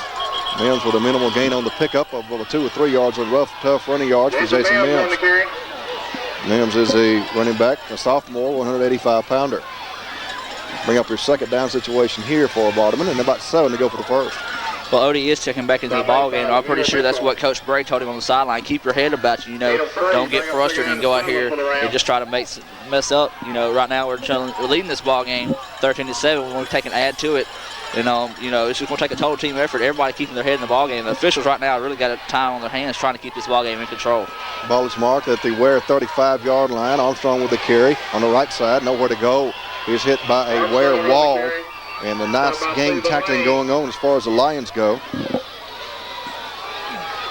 Bring up your third down here for the Rams. And about 8 to go for the first. We'll give them a loss of 1 on the previous carry. 3rd and 8 facing Vardaman here. Ball is marked back to the Weir 36-yard line. You know, checking out will be Melvin Pierce, replaced by Tony Shaw. Well, one play we hadn't seen Vardaman run in a while that we're used to seeing him run is that little jump out pass in the flats to the fullback. You know, that's been a successful play and really picked up a lot of real estate. But you have to look right now, look for that play right now if you're a Weir defender. Brian West puts a man in motion out of the backfield and Odie Armstrong going to the left side. West wants to throw over the middle. Pass is caught. Great grab on the part of Jonathan Denley. Denley's finally tracked down around the 17-yard line. Great grab and run on the part of Jonathan Denley. He is tight end, 190-pounder. He's a junior. Plenty of room for a Ram first down. Move the sticks. That was a great possession that time by Vardaman. You know, that's a player they had not went to all night. He was wide open. And Denley did a smart thing that time. He felt the guy come around trying to knock the ball down. You notice he didn't get tackled. He went straight down to his knees. He was down, so therefore it couldn't be a fumble. Melvin Pierce re-enters the game, replacing Tony Shaw. They're alternating virtually every other play. First and 10 from the 16 of Weir.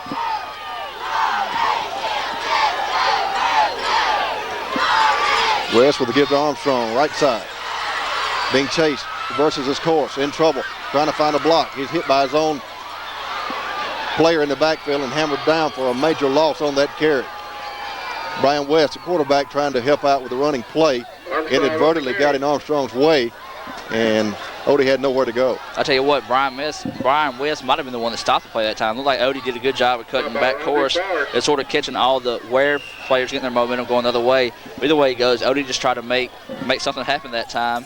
And unfortunately for the Rams, they couldn't do it as have a little confusion on the Rams' part right now. Loss of 8 on the play, bring up second down 18. That's a second down at 18 to go. Clock is at 7 seconds and counting, so this they're going to just run the clock out here in the third quarter of play. 2, 1, and the third quarter is history. It's Vardaman 13, Weir 7 after 4 quarters of play. Let's take you sideline with Don and Bill. Take it away, fellas.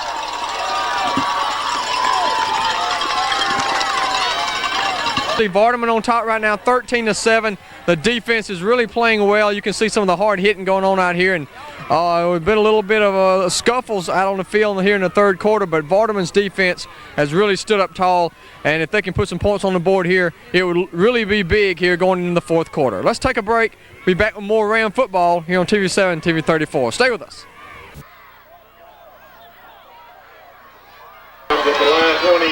Welcome back to Carter Field. We're about set to start the exciting fourth quarter of action. It's Vardaman 13, Weir 7. Here's Ken Johnson. Well, come back to me, Mitchell, because we're about to start the play. I was going to give you some stats. All right. Second down situation facing Vardaman here, operating from the Weir 25-yard line. Here goes to Armstrong on the left side. He's tripped up in the backfield, maintains his balance, takes a hit, takes several hits, and finally down around 26. Rough, tough running yards there for Odie Armstrong. He's being focused on here tonight by that Weir defense. No question about that. They're keying on Odie. Be a loss on the carry. Bring up a third down here for Vardaman.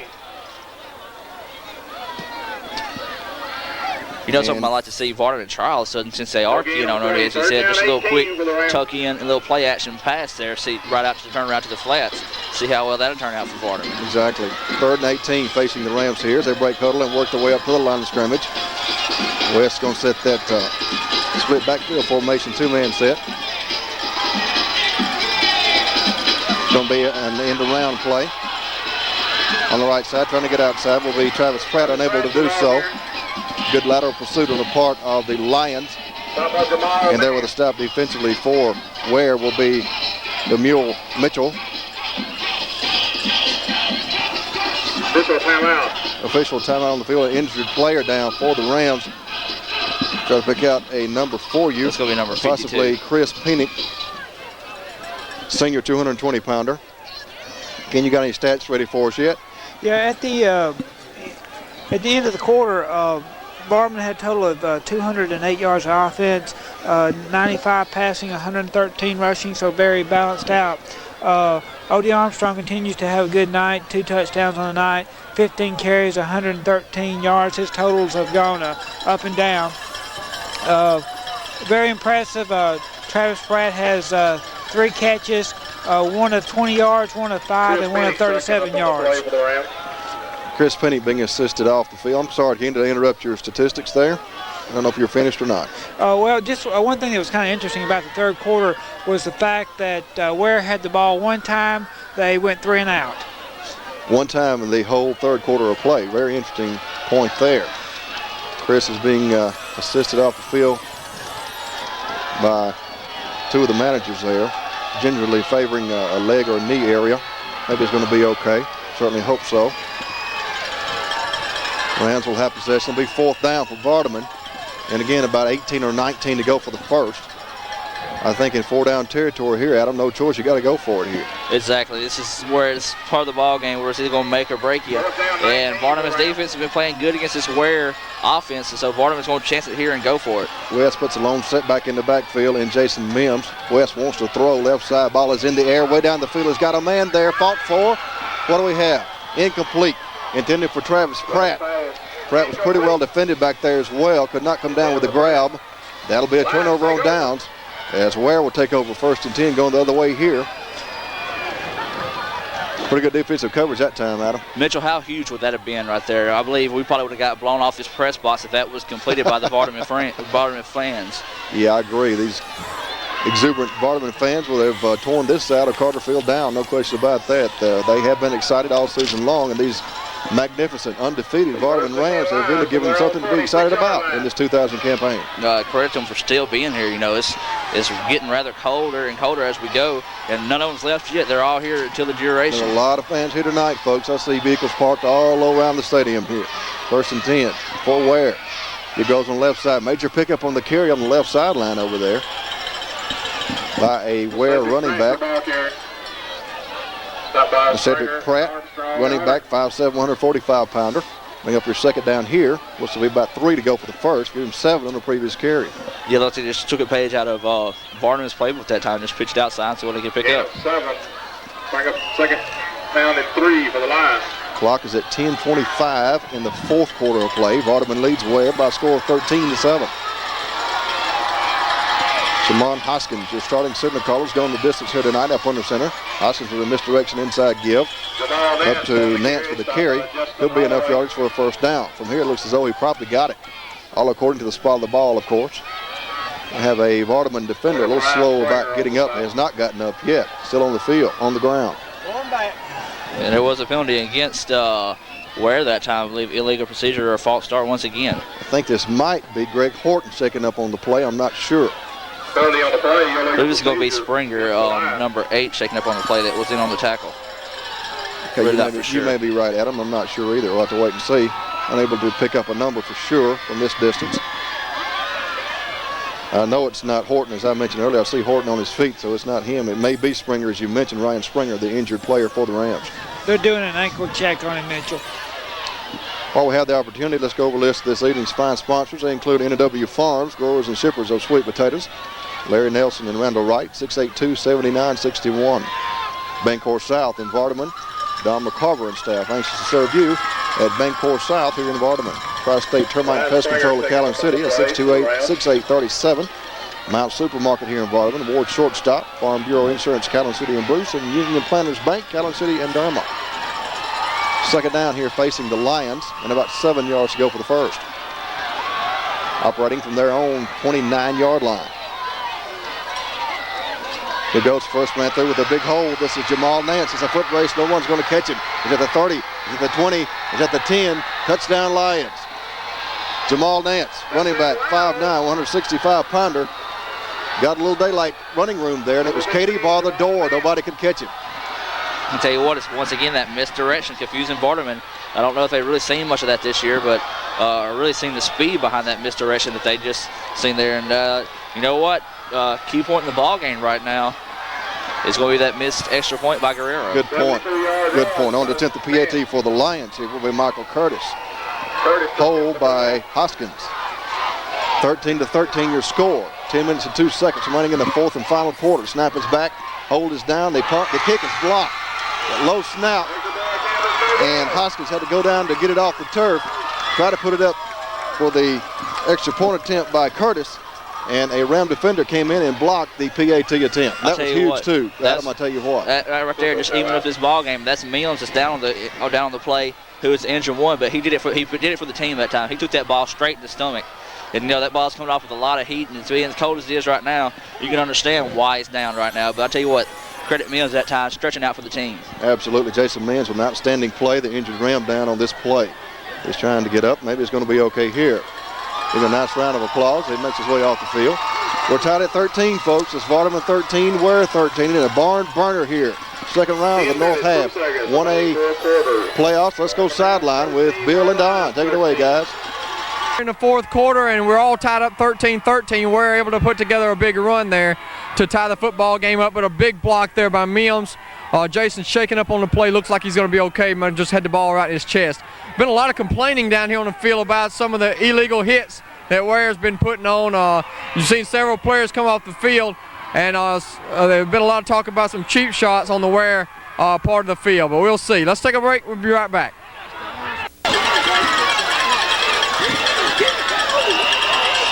Back deep to receive the kick for the Rams will be Greg Horton and Travis Pratt. And the kick is away. Line drive type kick's going to be fielded by Tony Shaw.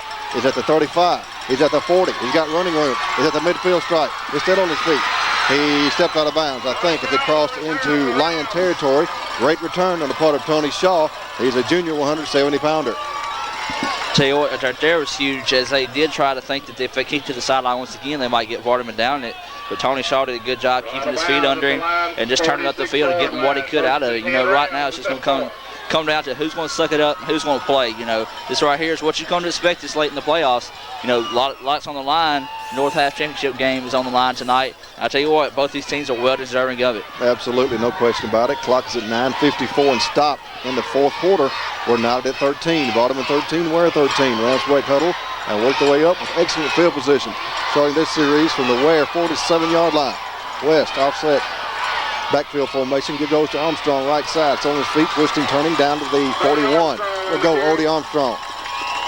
Now short, our first down for Armstrong. Step back, Curtis. I tell you what, Odie, he's put up big numbers the first half, but he's earned whatever he's got here the second half. As I believe we said, he had 102 yards after the first half of play. But the yardage ain't come that easy here in the second half for Odie and the Rams. But right now, I tell you what, they control their own destiny. If they can eat up some clock, go down and put some type of points on the board, that may be enough to take and wrap up this ball game. Second down, facing Vardaman here, and about 5 to go for the first. From the Weir 41-yard line. Brian West, offset, two-man eye in the backfield. Man in motion from right to left, and Travis Pratt. West with a long snap count. It goes to Armstrong on the left side. He is hit and crosses the 40 down to around the 39-yard line. We'll go Odie Armstrong. He is taking punishment here tonight, folks. No question about that. You really got to take your hat off to that stubborn Weir defense. They've really done a nice job on Armstrong here tonight. Although he has mounted up the rushing yardage, he's really paid the price for it as well. Well, I'll tell you what, Odie Armstrong's going to get his yardage, and everybody knows that. You know, if you can just hold him within reasonable yardage and just hold off these extra defensive mistakes they score off of here and there in the regular season, you can hang with this Vardaman team if you're a good team like Weir is. Third down here facing Vardaman, and about 2 or 3 to go for the first. West up under center. Armstrong with a carry, left side. He's at the 40, first down yardage. Takes the pop and is down around the 35-yard line. Should be enough for a Vardaman first down. It's close, extremely close. All according to the spot, of course, as to whether or not the Rams have earned the first down. And he does have it. He just barely got past it, but it was enough for the first down for Vardaman. It'll be 1st and 10 as the chain crew will move the sticks, and the Rams will have a fresh set of downs to operate with here, with 8 minutes and 15 seconds of operating time available on the scoreboard clock in the fourth quarter. You know, you got to look for Vardaman to keep it on the ground and take it. Only have to pass if it's totally necessary to eat up the clock and try to get in the end zone. West takes about a 4-man front defensively for the Lions. Man in motion from left to right is Travis Pratt. West with the give to Armstrong right side. He is hit and fumbles the ball and recovered by the Lions on the 32-yard line. And the Weir crowd goes wild across the way. Fans on their feet, very excited on that turnover, as well they should be. I tell you what, that was a pop right there on Odie Armstrong as he turned up the field. As you see the crowd going crazy over there, it's almost as if they all jumped on the field as soon as they saw that ball come through the air and that Weir had it. Well, I tell you what, Vardaman let a long one go while I go for a score, and they can't afford to do it now. As it's at just under 8 minutes to go in this ball game, and as we were saying, Vardaman eating up time, trying to keep the ball on the ground. They do turn it over, and now it's all on the shoulders of the defense. Checking into the game defensively for the Rams will be Jason Mims. It'll be 1st and 10 for the Lions, operating from their own 32-yard line, as Hoskins sets his offense here. He goes to first man through. He is spun down after a minimal gain on the carry. Good stop defensively on the part of Ryan Springer. Springer is a senior 175-pounder. That'll bring up her second down here for the Lions. Well, I'll tell you what, he's playing like a senior too. He knows this could be his last ball game, or they could be going on to play another one. You know, all these seniors are coming out playing great. Really, right now, Vardaman, this right here is their key possession. You know, if they can keep them out of the end zone and get the ball back, you know, we could be going to OT, or we could either be wrapping this one up. 2nd and 10 facing the Lions here. Quarterback with the give on the left side, going to Pratt. Pratt's got daylight at the 50. It's a foot race now. He's going to got the angle on him. He's going to be tackled. Great touchdown-saving tackle on the part of Greg Horton. Came from all the way across the field. Had the angle on the ball carrier, Pratt. And he definitely made a touchdown-saving tackle that time, but not until major yardage was picked up all the way down to the Vardaman 18-yard line. No doubt right there was the touchdown-saving tackle that time. But, you know, Vardaman let another big one go. And, you know, right now that could be what's killing them. Just letting these big ones go as the clock's going to run. And I tell you what, they didn't take no time much off the clock that time. It's just now rolling down to the 7-minute mark. And Vardaman's got to get group back together and get their head on the defense and just stop the ball. Weir Lions knocking on the door inside the Vardaman red zone here around the 18-yard line. It goes to the first man through. He is spun down after a gain of 2. You're off here. Stop by Jonathan Denley. Denley with a stop defensively for the Rams. Bring up your second down here, and about 8 to go for the first here. We'll give him 2 in the previous carry. Yeah, right now Vardaman wants to take it, just try to get a turnover here, but the main thing is don't try to strip the ball. You want to make sure you got a hold of the guy and stop him from getting out of the end zone, and maybe just hold him to a field goal at the most that they're going to take and allow Weir right now. Clock becoming a factor here for both teams under the 6.5 minute mark remaining in the fourth quarter. 6:21 to be exact. And on the move. Give goes to the first man through. Ball is fumbled again, I think. Loose ball, and Vardaman has recovered. Rams recover the loose ball, and you can credit Jonathan Denley with the fumble recovery for Vardaman. What a play. Well, I said that's what they needed to happen, and there it goes. It happens for him, and credit Jonathan Denley right there. Heads up play, getting the ball back. Now Vardaman just got to find a handle on the ball, keep it, and move it right back down the field. And I tell you what, this Vardaman, the big blue machine, is right back in this ball game. I tell you what, fellas, this is the best ball game we've seen by far anywhere around between these two teams right here. No question about that. The Weir Lions coughed the ball up, return a favor to the Rams. They coughed the ball up earlier. Consecutive turnovers here for both teams. 1st and 10 will go Vardaman around their own 15-yard line as Brian West up under center. Give goes to Armstrong left side. He is hammered down after a minimal gain of a yard or 2 at best. They've really keyed on Odie Armstrong tonight. Done a nice job on him defensively in certain situations. Exactly. You know, they've, I guess for all in all, it's held Odie in check, I guess you can say. They hadn't allowed him to take and just bust anything up the middle for a big run, as we've seen him be able to do throughout the season. But credit to him, he's, of course, as Weir's done, Odie's got his big runs and also, but overall, they have really kept Odie Armstrong in check. Second down facing Vardaman and about 8 yards to go. Operating from their own 17-yard line. West up under center, 2-man eye, pitch sweep on the right side. This time going to Greg Horton. Horton got the speed to burn, getting outside, first down yardage, and finally ran out of bounds. As it crosses the 30-yard line, plenty of room for a Vardaman first down. That time, Odie switched from the main running that time to the blocker and did a good job just popping guys and moving on to the next one. But credit Horton that time right there for using his speed, getting to the outside and picking up the first down. That'll move the sticks. Rams have a fresh set of downs to operate with here, operating from around their own 30. Closer to the right hash mark. 5 minutes, 30 seconds remain to be played in the fourth and final quarter. We think it might be the final quarter. Could be seeing some OT here tonight, as Adam pointed out a few minutes ago. We're knotted at 13. It's Vardaman 13, Weir 13. West up under center, 2-man eye. Get goes to the first man through. Odie Armstrong pick up about 5 or 6 yards on the carry. Just carrying Lion defenders with him as he crosses the 35-yard line.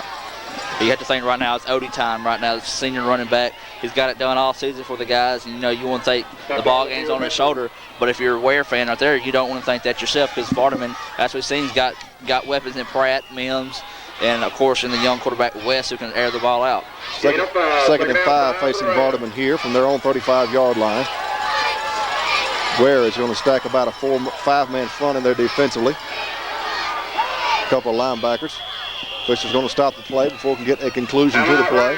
Timeout charge to Vardaman. If I'm not mistaken, it's probably their first here in the second half of play. They'll have 2 available. Ken, you got any running stats you want to filter into us here?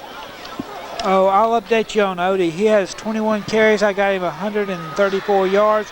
One of the key factors in the second half, he has carried the ball 15 times for 32 yards. So they've held him in check, Weir has, but the problem is he's had big gains and he's had big losses, and it's kind of back and forth there, Mitchell. Right. Guys, we've got the decision to make up here. We've got to pick our player of the game. We are in the fourth quarter of play with just under 5 minutes remaining. We're going to send, we talked about Ken going down with about 2 minutes remaining in the contest to give Bill and Don some information on our pick as a player of the game. We'll have a few post-game interviews. What do you guys think? Let me hear you. I'll tell you what, right now, you know, the ball game's too close to call. I know we've heard that a lot on TV lately, I hate to say that on TV7 also. But I tell you what, it's right now I have an idea for Vardaman, but you know, anybody can step up and become a huge player in this ball game later on. So we'll see how the ball game pans out. Brian West sets an offset 2-man eye in the backfield, wideouts left and right. West with a fake pitch sweep. It's Odie Armstrong on the right side. He's going to be gang tackled by a host of Lions. Nowhere to go. He is hammered down, loss on the carry of a yard. Bring up a third down here, and we'll call it 7 to go for the first. Mitchell.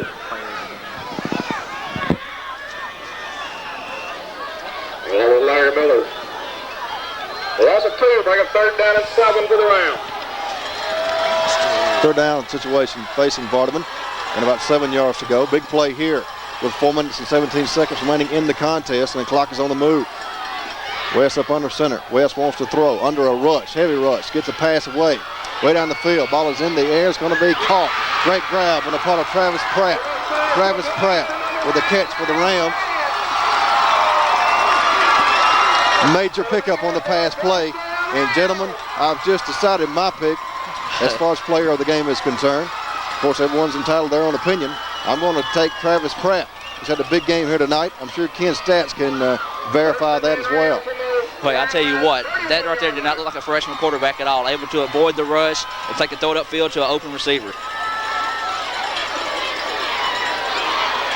1st and 10 for the Rams from the Weir 32-yard line with 3 minutes and 50 seconds remaining in the contest, and the clock's on the move. Give goes to Odie Armstrong, right up the gut there, twisting, turning, fighting his way downfield, finally taken off his feet after a gain of a yard or 2 at best. Stop by Michael Curtis. That'll bring up your 2nd down here for Vardaman. We'll call it 8 to go with the 1st. And once again, you will see players getting a little frustrated and some slow getting up off the field. As we see number 74 for the Rams getting slow off his feet. John Mark Berry. He was injured last Friday night against French Camp as well. Hopefully he hasn't re-injured himself with the same type injury he had last Friday night. Of course, in this game situation right here, you're not going to be able to keep that big man down. He knows how much and what's all on the line right now for his football team, so he's going to get right back down in there and dig down. You know, he's been one of the key linemen for Vardaman this year. Brian West, it's a full house backfield this time. Pitch sweep on the right side going to Greg Horton. Horton's going to be hitting there, still on his feet at the 30. He's at the 35, finally wrestled down inside the 25-yard line of Weir. Great individual effort on Greg Horton's part. Running back, he's a sophomore, 180-pounder. And like I said a while ago, you know, you key on Odie, there. He's going to take and they're going to kill you with somebody else. He's able to go to the 3 men in the backfield and able to pitch out to Horton that time, as we have just about 2.5 to go here in the ball game, and you cannot ask for anything better than this. No, this is wonderful football, no question about that. 32 facing Vardaman here. Again, crucial situation play for both ball clubs. West with a give off the right side this time, going to Jason Mims. Mims is pushed back. Let's see if his forward progress got anywhere close to the 1st down yardage. Will be a 4th down facing Vardaman here. Laney with a stop defensively for the Lions. I'll tell you what, everybody here on Vardaman's side is on their feet, and they probably don't know how big, or they do know how big this play is right here. 4th down conversion here. Really, it's going to take and decide your ball game with 1:48 to go here in the 4th. 4th down situation for the Rams, operating from around the 22-23-yard line of Weir. 4th and 2 for Vardaman. West fumbles the snap, going to take it himself. I believe he got the first. As he crossed the 20-yard line, down to around the 19 or 18. And what looked like a broken play in the backfield might have turned out for a 1st down for Vardaman. I'll tell you what, and one thing I'll keep saying, this kid right here, just that play right there, that heads up to take and get the ball and know how much yardage he's got to get to the 1st down to keep his team's hope alive.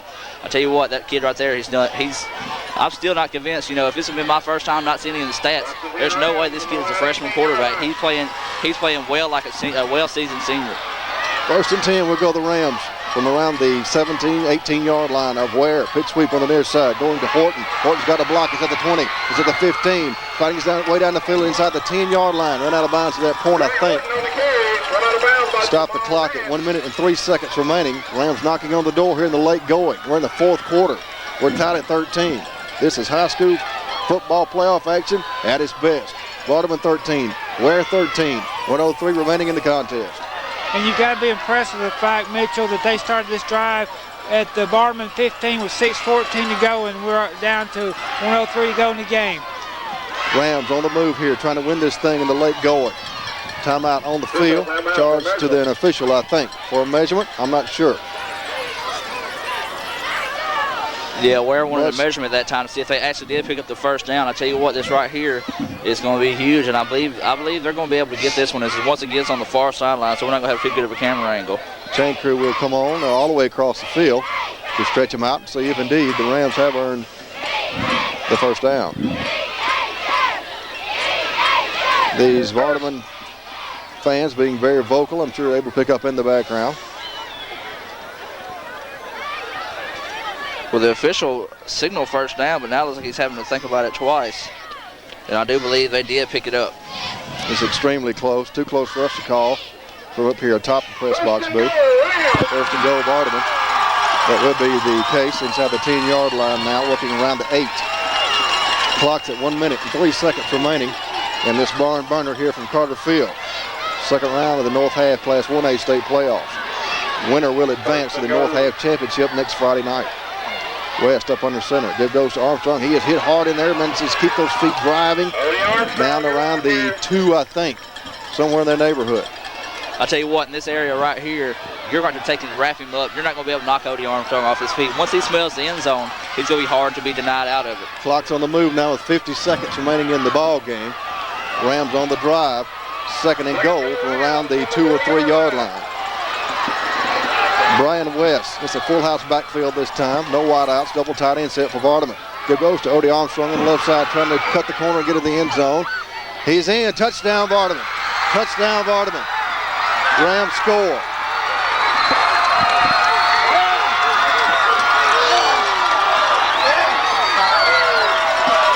Odie Armstrong got the call and shedded a few tackles, would-be tackles on the left side to fight his way into the end zone to put the lead on the scoreboard for Vardaman. What an exciting contest here tonight from Carter Field. 19-13 your score. Rams go out in front by 6 points here in the late going. 27.6 seconds showing remaining in the contest. On to attempt the PAT for Vardaman will be Guerrero, I would think, or perhaps Melvin Pierce. I'm not sure. We'll wait and see here. I believe we do have flags on the play, and it's going to be against Weir. Unsportsmanlike conduct against Weir, so that's going to put Vardaman closer to it. So now the decision is, do you go for 2? Well, with 27.6 seconds remaining with a 6-point lead, I'm going to kick the PAT I at was him. going to say, I'll take the PAT and be happy with it. As you said, 27.6 seconds to go, but we have seen Weir be able to pick up some big yardage and get down the field quickly.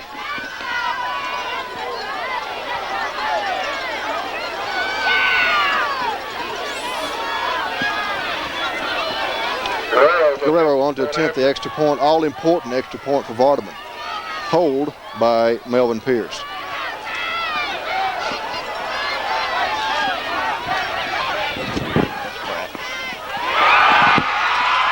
Kick is up, and it's good. Extra point attempt is successful by the Rams. They go out to a 20-13 lead with 27.6 seconds remaining on the clock here in the fourth quarter. Ken Johnson is leaving the top of the press box here to go sideline to relate our player of the game on to Bill and Donald sideline. Adam, did you pick who I did? Travis Pratt? I tell you what, that's the key player right there is Travis Pratt. You know, I always hate to take it away. You know, if I had to pick up a co-player, I had to give it to the quarterback. You know, yeah, freshman kids. Brian West did an outstanding job. I tell you what, he's come up and that's like I keep saying, it's hard to believe he's a freshman. He played huge in this ball game right here. He certainly did. Travis Pratt, our pick as a player of the game here tonight. Let's go sideline with Bill and Don. Take it away, guys.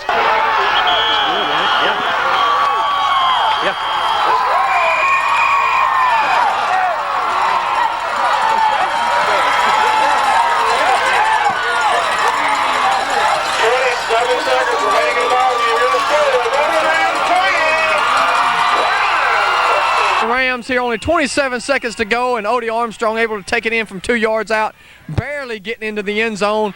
There was some arguing going down in the end zone by Weir. They didn't think he got in, but the referee said that he did. We were right here on top of it. It was very close. Looked like he did hit the pylon, though. Let's take a break, and we'll be back to close this one out here in just a moment. Vardaman 20, Weir 13, 27.6 seconds remaining. Kicker approaches the ball, and the line drive type kick is away. Fielded around the 20-yard line on the return for the Lions. down the far sideline. Pretty good return of kick out over the 40-yard line down to around the 42. So this is a situation. The Weir Lions have 22.1 seconds remaining in the fourth quarter of play. Vardaman leads by a score of 20-13. It's going to be left in the hands of the Ram defense, Adam. And that's a section of Vardaman football team this year that really hasn't got enough recognition, in my opinion, because they do an outstanding job in this 2000 campaign. Exactly. Right now, if there's anything, this is going to be defense. You know, that's what they're going to come up with, and Vardaman is going to call a timeout. And I agree. This Vardaman team hasn't got enough recognition for their defense, especially the secondary players like John Harden and Pratt. But right now, you know, this right here is going to be an example of how good this defense is.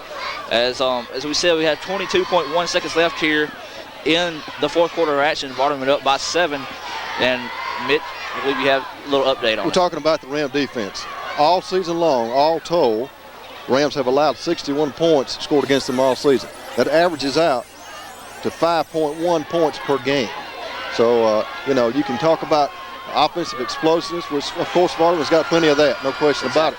But you really have to take your hat off to that Ram defense this entire season, and this is a pivotal point in the season right now with this series with 22.1 seconds remaining between the Vardaman Rams and a possible North Half Championship contest against Durant or Noxapater next Friday night. Exactly. The stats speak enough alone. As you said, 5.1 points a ball game, so the defense has got to be able to do something.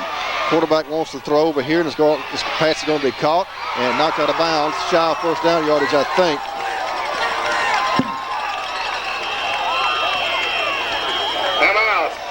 I'll tell you what, that's a huge shot that time by Pratt. Once again, knocked the guy out of bounds.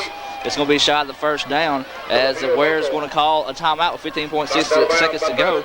And I'll tell you what, we've seen this before in basketball where, you know, you have it coming right down the wire, everything's exciting, fast-moving pace. And I'll tell you what, football's turned into it here. And, of course, you can see how much is on the line right now between both these teams. Mitchell with the grab for the Lions. Great catch on his part. It's going to bring up a second down here for Weir. And about a yard to go for the first. They move the ball into Vardaman territory around the 49-yard line, closer to the right hash mark. As Adam pointed out a moment or two ago, we have 15.6 seconds showing remaining in the fourth quarter. Vardaman leads by a score 20-13.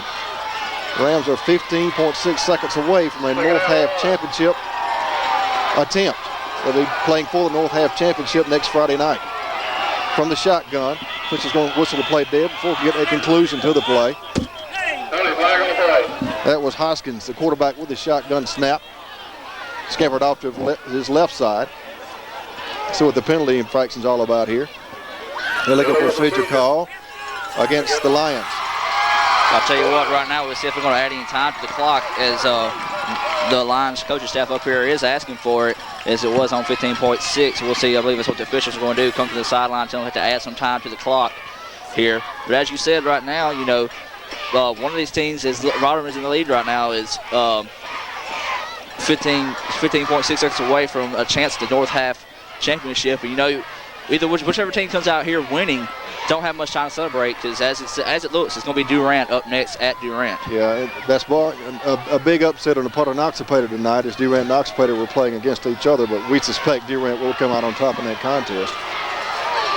From the shotgun formation now, Hoskins gets a fumble, and he rolls left, looking downfield, wants to let go of it, and does so in the middle of the field. Pass is incomplete. Almost caught on the part of Miller. Or check that was Pratt, the intended pass receiver.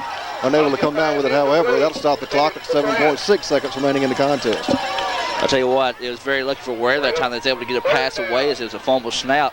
I'll tell you what, you really can't ask for much better than this, Mitchell. This has been a great ball game down to the wire. And as we said, 7.6 seconds left, and Vardaman's up by 7. Now we will have another time on the field charged to Weir here. So they're going to try to stretch this thing out as long as they can, as we have yet another timeout called. 7.6 seconds remaining in the contest. If Vardaman hangs on to this 7-point lead at 20-13, they will be facing either Durant or Noxapater next Friday night for the North Half 1A Championship, and a chance, if they win then, to go on to Jackson and represent the northern half of the state in the 1A classification in the state championship game. Again, while we have the opportunity, one last time, let's go over some of these fine sponsors. They include NW Farms, growers and shippers of sweet potatoes, 682-7961. Bancorp South in Vardaman. Don McCarver and staff there. Tri-State Termite Pest Control, Calhoun City, 628-6837. Mount Supermarket, Vardaman. Ward Shortstop, Vardaman. Farm Bureau Insurance, Calhoun City and Bruce. Union Planters Bank, Calhoun City and Derma. You know, Mitchell, people have talked about how this Vardaman team hadn't been battle tested. Right now, they are doing it, and they found a way to win. So this is just proof enough how good this Vardaman team fumbles is. The shotgun snap pass left side is complete to Fred Parrish. Parrish running around back there. No time showing on the clock. Pass is batted away on the part of Travis Pratt. And Travis Pratt, as a matter of fact, is our player of the game tonight. The Vardaman Rams win. Rams would advance. Final score, Vardaman 20, Weir 13. Rams are off to the North Half Championship next Friday night. Congratulations goes out to this exciting Vardaman Ram 2000 football squad that remain undefeated after a big win here tonight against a tough opponent in the Weir Lions. Adam, what do you think? Exactly. I tell you what, battle tested is now the Vardaman Rams, and as we said, a good team always finds a way to win, and Vardaman was able to do that tonight late in the ball game, able to pull this one out 20-13, as we mentioned before. But Mitchell, I'll tell you what, as we said, you cannot ask for much better than this. Nothing taken away from this Weir football team. They gave Vardaman everything they could handle. Vardaman goes on to 13-0 right now. But I tell you what, this Weir team earned a lot of respect tonight out of me. Absolutely. This Weir club has nothing to be ashamed of here in this 2000 season. Outstanding football team. Vardaman Rams win. Vardaman Rams win. 20-13 your score. Vardaman 20, Weir 13 in the second round of the North Half Class 1A state playoffs. We'll be advancing next Friday night on to the North Half championship game. And congratulations once again goes out to our player of the game tonight, number 5 for the Rams, Travis Pratt, wide receiver, 160-pounder. He's a senior. Not only did he do it on offense, Adam, did it on defense as well. Exactly. Come up with the play of the game there at the end, just to bat that last pass away there at the end to stop any chance for a touchdown by the Weir Lions. So I tell you what, he did it offensively and defensively. Give hats off to everybody on this Vardaman team tonight. They really played an outstanding game here tonight and all season long this year as well. We're going to be on the road next Friday night, Adam. Should be an exciting contest for the North Half Championship. Always. Probably a lot like what we saw here tonight. Probably so. Probably if it can be any closer. Right? You know, it's hard to say how can a football game get any closer than this right here.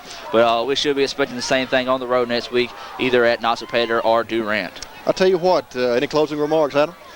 I think the game spoke enough for itself. I mean, as we said, you know, you got your money's worth tonight if you did come out, and you're probably going to be watching this at home afterwards still, even if you did come from this ball game. You know, you really can't get enough after this tonight. Hats off to Coach Bray and his coaching staff this year and the players. They did a great job. They found a way to win tonight when their back was against the wall.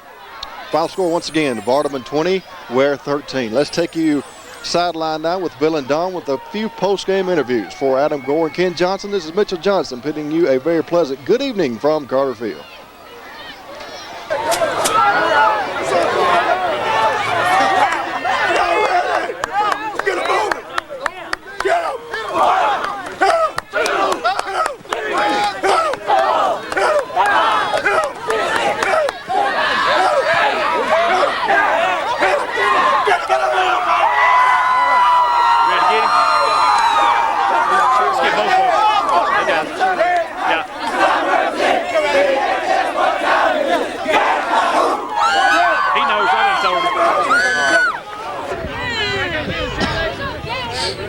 Welcome back, everyone, to the post-game show. We're talking to our co-players of the game now.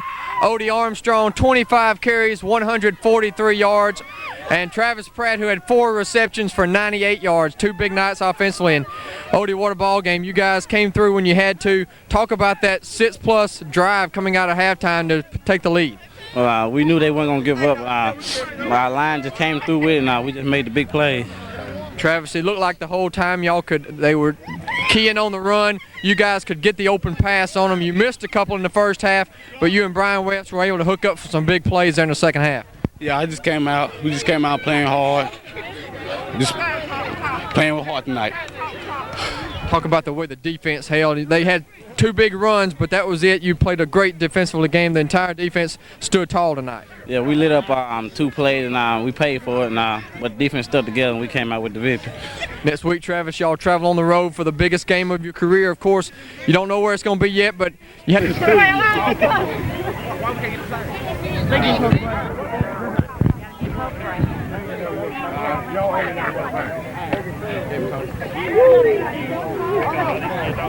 Let me get out of the TV.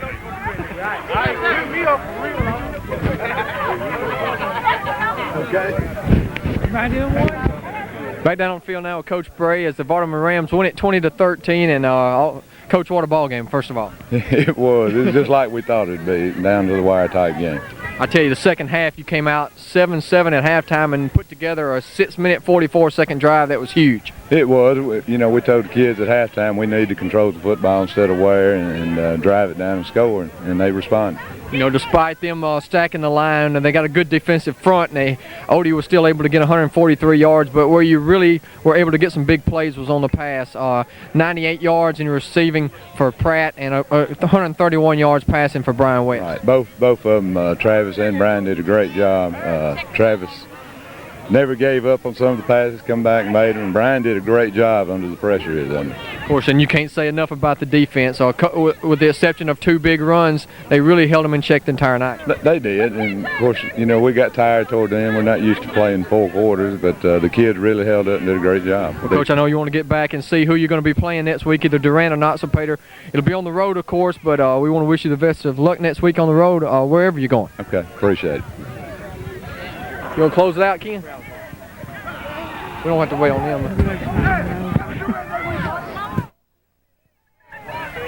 Well, it'll just about do it here from Carter Field in Vardaman. The Rams win 20-13, and Ken, despite a great defensive effort by Weir for most of the first half, Vardaman was able to put some points on the board when they had to and pull this one out. They really did. It was a total team effort tonight, and Odie Armstrong shined again. And I saw the early interview with the players of the game. They did an excellent job. The whole team did an excellent job. I didn't know that Weir was this good. I knew that they had the reputation from the past of being such a great team, but they are really impressive. And again, as we said, a good game by Vardaman all the way around. Exactly. Very strong on the defensive front, but Vardaman was able to take advantage of that last turnover where it looked like they were in good position. And you got to give Greg Horton a lot of credit. We haven't talked about him. He made the game-saving tackle that time on that long run, and he made some big runs on that last drive. Yeah, he did. He made a couple good first down runs, or he put them in a second one situation. Did an impressive job. What was really impressive to me is that during the third quarter that Vardaman had the ball just about the whole quarter.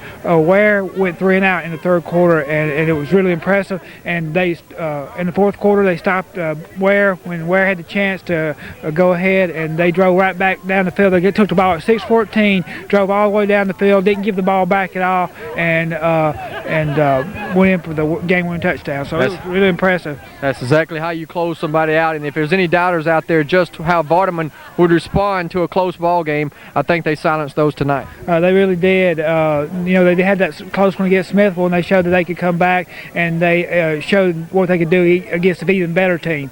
Well, we're glad everybody could join us here tonight on TV7, TV 34. And for Bill Morgan, Adam Gore, Mitchell Johnson, Ken Johnson, I'm Don Brooks saying so long. And we'll see you next week either from Durant or Not So Pater. So long, everyone. I mean,